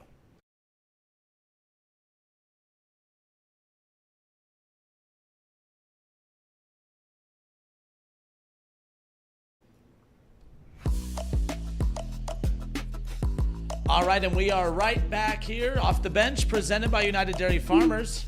Chatterbox Sports on YouTube, 1410 ESPN Radio. In Dayton, Justin Kinner, Casey McAllister, Elliot Rearing, Jakob Tissett with you here. We talked a little Reds a little bit ago. It kind of brought the mood down a little bit. Jakob got a little sad. Elliot was getting a little angry nonetheless, but that's kind of where we're at. There was a lot of expectations for the Cincinnati Reds coming into this season, and I remember back during spring training having a chance to catch up with our next guest, Mr. Ben Verlander, who's taken some time to hang out with us here on Off the Bench. Ben, we appreciate your time. Welcome in, sir. Of course, appreciate it. Thanks for having me. Hey, so last time we talked, you had me all jacked up and fired up about the Cincinnati Reds. I was actually fired up about the Reds before our conversation, but you added to the excitement. Look, things happen, injuries happen, but we saw the youth movement really just infuse some excitement into this fan base last year. Things a little murky for the Reds fan base right now, but from your perspective, from the outside looking in, following this team, what the heck has happened with the Reds this season, outside of just the injury excuse, of course? Yeah, I think you can use the injuries as a you know, if you want to just comb over it, you can say injuries have been a problem, but I think it's a little deeper than that. It's just been a frustrating year to watch. It just never felt like it clicked, and you know, that's not to say injuries haven't played a factor. Before the year even started, they were dealing with injuries, and then you know, the suspension to Marte, and there was just a lot that came up that really kind of put a damper on things right before the season started. And it just never really came to with this team. You know, I was really excited about the pitching staff that they have. And unfortunately, the offense just really, really wasn't as good as it needed to be. I thought it could be good enough. I thought the pitching would be really good and that the offense could be good enough and take another step forward. I do think we saw a step forward with Ellie. The year that he's having is really good, and I do think that's promising. But I think a lot of guys kind of stayed put or took a step back, and that couldn't be afforded with the offense that the Reds have. They don't have those, you know, that superstar player other than like an Ellie De La Cruz type. They don't have those huge bats in the offense. I didn't feel like they added enough offensively to really help this team be as good as they needed to, but I still thought they could be good enough. And then injury after injury after injury just really put a damper on it. But by and large, underperformance across the board and an underwhelming year for the Reds when I thought they could be a playoff team. Ben Verlander with us. You mentioned Elly De La Cruz. Obviously, we expected him to take a big step this year, and he did that. From your expectations of what you expected from him in year 2 to where he's actually reached at this point, how special is Elly De La Cruz? And this is a guy that still has a lot of room to work on his game, and he's been beyond special this season. But from your perspective, how special of a player do the Reds have in Elly? Oh, I don't even know if we've scratched the surface of Elly yet, which is what makes this so exciting. You know, you look back to last year and the things that he's improved on to get to where he has this year, and you still look at him and say, man, there is still so much room for improvement. And this guy's already an all-star. He's already stealing 1 million bases. He's already got the power has really come a long way. So, you know, when he's so young. So when he matures and in terms of as a baseball player, when his skills mature on the field, I think he's only going to continue to get better and better and better. And I already think he's a superstar. So we're talking about a potential best player in baseball, potential MVP someday. And I can't wait. I love everything about Elly. I love what he does on the field. I love the person he seemingly is off the field and his want to work on English and figure that out so that the fans that he can communicate better with them and they can communicate with them. For the All-Star game, he started learning Japanese. I mean, he's just an incredible person and player, and he's an anomaly in this league. I think he absolutely has an MVP award in his future. Now, Ben, outside of your guy, Shohei Ohtani, would you say Elly De La Cruz is the second most exciting player in baseball as of right now? I don't know. That's a tough spot to put me in. We got a guy in New York that's going to hit 1 million homers, and I feel like if I answer that question He's too old. without mentioning Aaron Judge, I would be executed, as I already am by Yankees Twitter on a nightly basis. So, can you throw us a bone though? We don't win championships. We don't get to the playoffs. Just give us this. We can have this, right? Here's what I will say. Elly De La Cruz is absolutely more exciting than Aaron Judge. Is he a better baseball player? No, I absolutely can't say that. But in terms of excitement on a baseball field, I mean, Elly De La Cruz is 1A and 1B with what Shohei's doing. So, yeah, I love Elly. I'm literally wearing an Elly shirt. It's EDL. I love it. I'll take that answer. We'll take it. When you think about a small market team, at some point when you're a fan, you talk about going quote unquote all in. I thought that this year would be the year where it's like, okay, we work off of last year's exciting run. You know, we were expected to win 68 games. You turn out you win 83. And then this season, it's all gone wrong. Everything that could have gone wrong this year, it's gone wrong. When do the Reds look at this roster and say, you know what, we believe in this roster, and this offseason we're going to go make some moves. We're going to spend. When does that come? Because after this year, I don't know if we're even remotely close. Yeah, that happens last offseason, and it didn't. And that's where the frustration comes. I'm not backing down from what I said. I thought the Reds were good enough to win the division. I thought they were a playoff team. I was wrong on that. But I did feel like they were still missing. Like, it just felt, okay, this team is so ready. They have a rotation that can have a nasty Hunter Greene and Lodolo and Abbott, and they can be their rotation can be. Numbers-wise, it's going to be difficult to be a top rotation in baseball because it's in Cincinnati. But stuff-wise, they can have a top rotation in the game of baseball that nobody's going to want to face. And offensively, with Elly and obviously McClain ended up getting hurt and Marte ended up getting suspended and, Friedel as well and all of that. But I did feel like they were good enough. They was just missing like hey, you know what? Let's go grab a DH that's sitting. Let's go grab a JD Martinez and plug him into the lineup, or a guy like that. And they just didn't make that move. And I felt like with a really young team, a lot of these guys could be helped by a big veteran hitter. You know, I was so excited about the ability to have in a lineup Matt McClain, Elly, Encarnacion Strand, and just really see them flourish. And unfortunately, with injuries and a lack of making moves from the front office, it never clicked. And I do think there's a huge part of a team and an organization and players in the locker room of feeling that buy-in from the front office. And it's like, whoa, well, we just Like, I knew we were going to be good, but this front office really believes in us and went out and got players to add around us, and that shows us a lot. And they didn't do that, and I felt like it needed to happen. I still feel like it needs to happen. It needs to happen this coming year. I don't want to waste these years of what we're going to see from Elly De La Cruz and this rotation. I mean, it's a nasty rotation. Go add around it. Go add a good offense. Go add some vets and go make the playoffs. Yeah, Ben, we know what we have in Elly De La Cruz here in Cincinnati, obviously, but a lot of the other core guys have been out throughout this year, and a lot of the guys that we have seen play on a consistent basis haven't given us what a lot of fans expected. Do you still have confidence in this Reds core outside of Elly, or would you look to find some other players outside of the organization to compete for those spots, say at third base with Noelvin Marte after what we've seen from him this season? I don't think it would be fair for me to give up on the core yet with all the injuries that came up. I do think CES can be a really good Major League Baseball player. I do think he showed flashes of it this year. I do think his injury was causing him some issues that people might not quite understand he was dealing with while he was playing.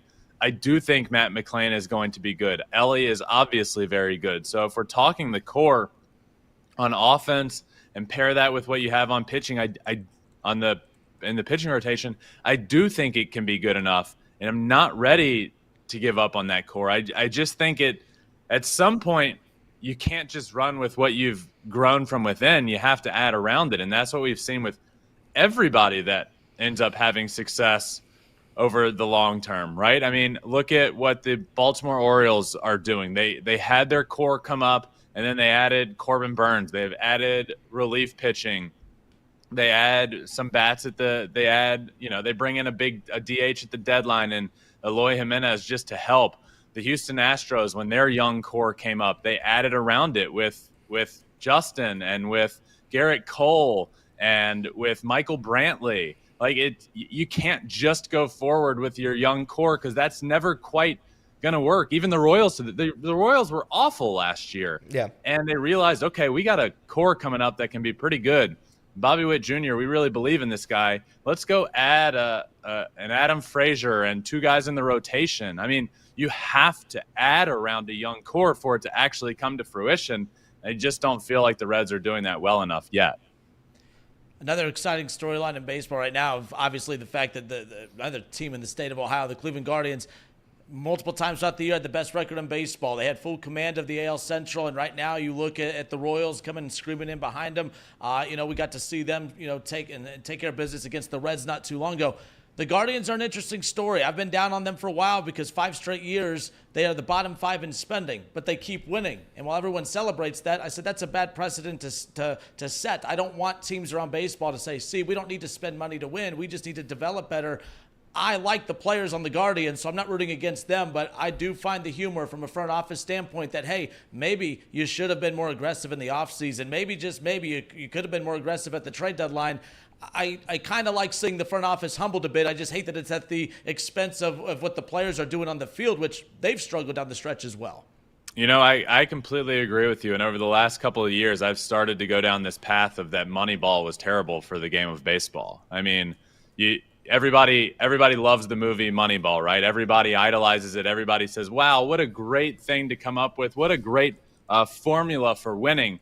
Well, fun fact, they make it seem like the A's won the World Series in that movie. They got throttled in the playoffs that year. And then in current day, the Tampa Bay Rays and what they're doing, it's this mixture of Moneyball and analytics. And, yeah, it can win you regular season games, but tell me when it's going to win you a World Series. Look at what the Rangers did last year. They went out and spent $1 billion on their middle infield and pitchers to put around them, and they won the World Series. And the Guardians this year, look, the Guardians aren't going to win the World Series this year. I don't think they're good enough. They've, like you said, they've had the best record in baseball for a lot of different times throughout the year, but never once have I looked at them and said, I think this team is good enough to win it all. I don't. I think Jose Ramirez is a superstar. I think Josh Naylor is really good. I love some of the pieces on that team, but I don't feel it. I mean, they have an elite back end, the best closer in baseball, but I just don't feel like they do enough, like they spend enough. And time again, the team that steps up and really adds around them typically has the best chances to win in October. And we see these teams get in all the time. The Guardians are going to get into the playoffs. We've seen the Rays in the playoffs countless times over the last decade. We see teams, we saw a team like the Diamondbacks get in last year. They got to the World Series. The Rays have gotten to the World Series. But where are those superstars that are going to help you win it? And not just a Jose Ramirez type. You need multiple. You need some studs in the rotation. You need multiple guys in the offense. And I just don't feel like the Guardians front office does enough to win.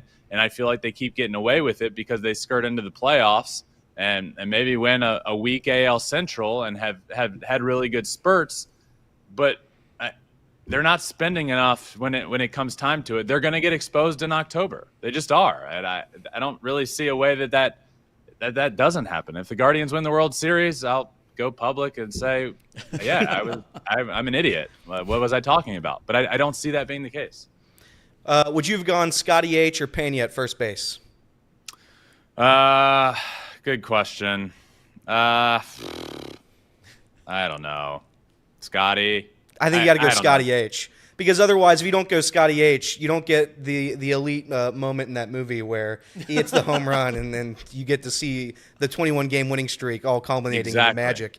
And shout out to Oakland. They're moving to Sacramento, so the movie really worked out for them. It all has worked out perfectly, I would say. Yeah. Everything's going really well. Moneyball saved the Sacramento Athletics. That's what that movie was about. That's what people are saying. Final question. This whole city has written off David Bell. They want this guy out of here yesterday. 6 years, not a lot to show for it. At the end of the day, in your opinion, because it's my opinion in baseball, there's three components of a roster, the players on the field, the front office, and ownership, that are more important than the manager. But and for some reason, this city blames the manager before everything else. In your opinion, should the Reds fire David Bell? Now, let me rephrase, because we don't advocate for calling for anybody's job. Should the Reds move on or look to move on to a new manager, maybe spark some new direction?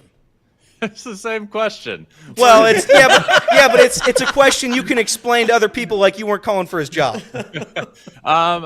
Look, I agree with you. I think the manager is the easy guy to put on a pedestal and say, you know what, he's the reason we're winning or the reason we're losing. And I think that's ridiculous. I think the biggest job a manager has is, one, during a regular season, managing players and time and who you pinch hit for and that stuff. And then October is where they really make a big difference. You see guys hitting the panic button all the time in October. You see the guys like Bruce Bochy that are cool, calm, and collected that make a big difference. I don't think it matters all that much. And again, I'm not saying it doesn't. You can have anybody go out there, but I think we put a little too much stock in how good a manager is during the regular season instead of blaming the front office. And the front office is quick to fire the manager as the first thing that they're going to do instead of looking in the mirror and saying we're the problem. So I wouldn't fire David Bell. I like him. I think he can do a good job. I just don't think he's had the pieces around him. It's not his fault that he doesn't have other players on the roster. It's not his fault that players get hurt. So I wouldn't fire him. I like him, and I think the front office needs to look in the mirror before blaming anyone else and say, maybe we could do more. All right, we got Ben Verlander, awesome enough to give us some time here off the bench.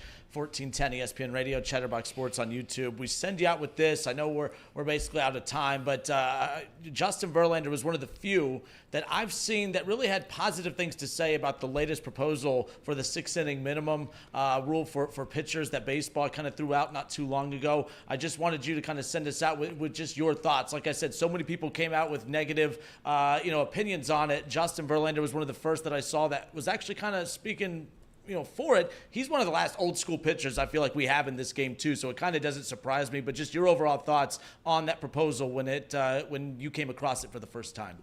Yeah, I think it's heading in the right direction.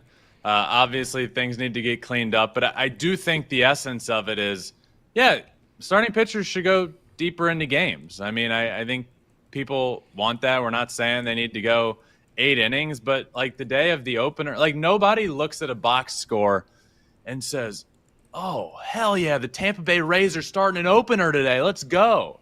And like nobody does that for a 4th or 5th starter either, but nobody wants to go to a game where there's an opener starting and there's no chance for a no-hitter. There's no chance for a dominant outing for a starter. So I do think the game needs to get back a little bit to the way it was, and every game needs to evolve with the times. And unfortunately, right now we see pitchers that are going, less innings than ever before. We see pitcher injuries at an all-time high, and there's literally no correlation to pitchers going less deep into games and them not getting hurt as much. I mean, I talk to John Smoltz on my show every single week. He threw 1 million innings a year. They all did. And Tommy Johns were not a very common surgery to get. I mean, you just didn't see it quite as often, and they were throwing a ton of innings. So part of this is also like, hey, we need to groom pitchers to pitch properly. I mean, we have a problem in this game if we have a starting pitcher going 4 innings, throwing 102 miles an hour, striking out 9 guys in 4 innings and giving up 0 runs, and everybody's saying, wow, great start. That was incredible. No, it's not. Why? No, it's not. Help your team out. Go deeper into games. Help your bullpen. Learn to tone it back a little bit. And I think part of the reason that my brother is part of the old guard and saying, like, hey, let's do this is my brother, when he first came up, could throw 103 miles an hour, but he wouldn't do it unless he had to. He would start the game throwing 92 to 93 and wouldn't throw harder until he needed to. Right now, you have pitchers coming out of the gates throwing as hard as they can every single pitch, spinning the ball as hard as they can every single pitch, and that's not good for your elbow. And if you say, hey, we need you to pitch 7 innings, then you can't do that. You have to figure out how to pitch and not throw 100% every single pitch. Your arm's not meant to do that. And I think this rule, if you're not looking at it just on the surface of, hey, this is dumb, why are we forcing this? Well, there's a lot of factors that go into it. I think it's heading in the right direction. I think we would need to clean up some of the rules and optics behind it, and 100 pitches, or all those things that I think you need to dive more in on that, and whether you lose the DH or not. But regardless, I'm all on board with pitchers needing to go deeper into games and figuring out a way to do that. All right, good stuff. Fox Sports MLB analyst, host of the Flippin' Bats podcast, awesome enough to give us some time, Ben Verlander. Ben, you are the man, sir. Thank you so much for fitting us into your schedule. We'll talk soon, I hope, and thank you again, and enjoy the rest of your week. Of course. Thanks, guys, for having me. Appreciate it. Thank you. All right. You got your fantasy draft. I know. Thank you guys for being patient. You got members only NFL fantasy draft coming up for members only. Thank you guys for tuning in. This has been Off the Bench, presented by United Dairy Farmers.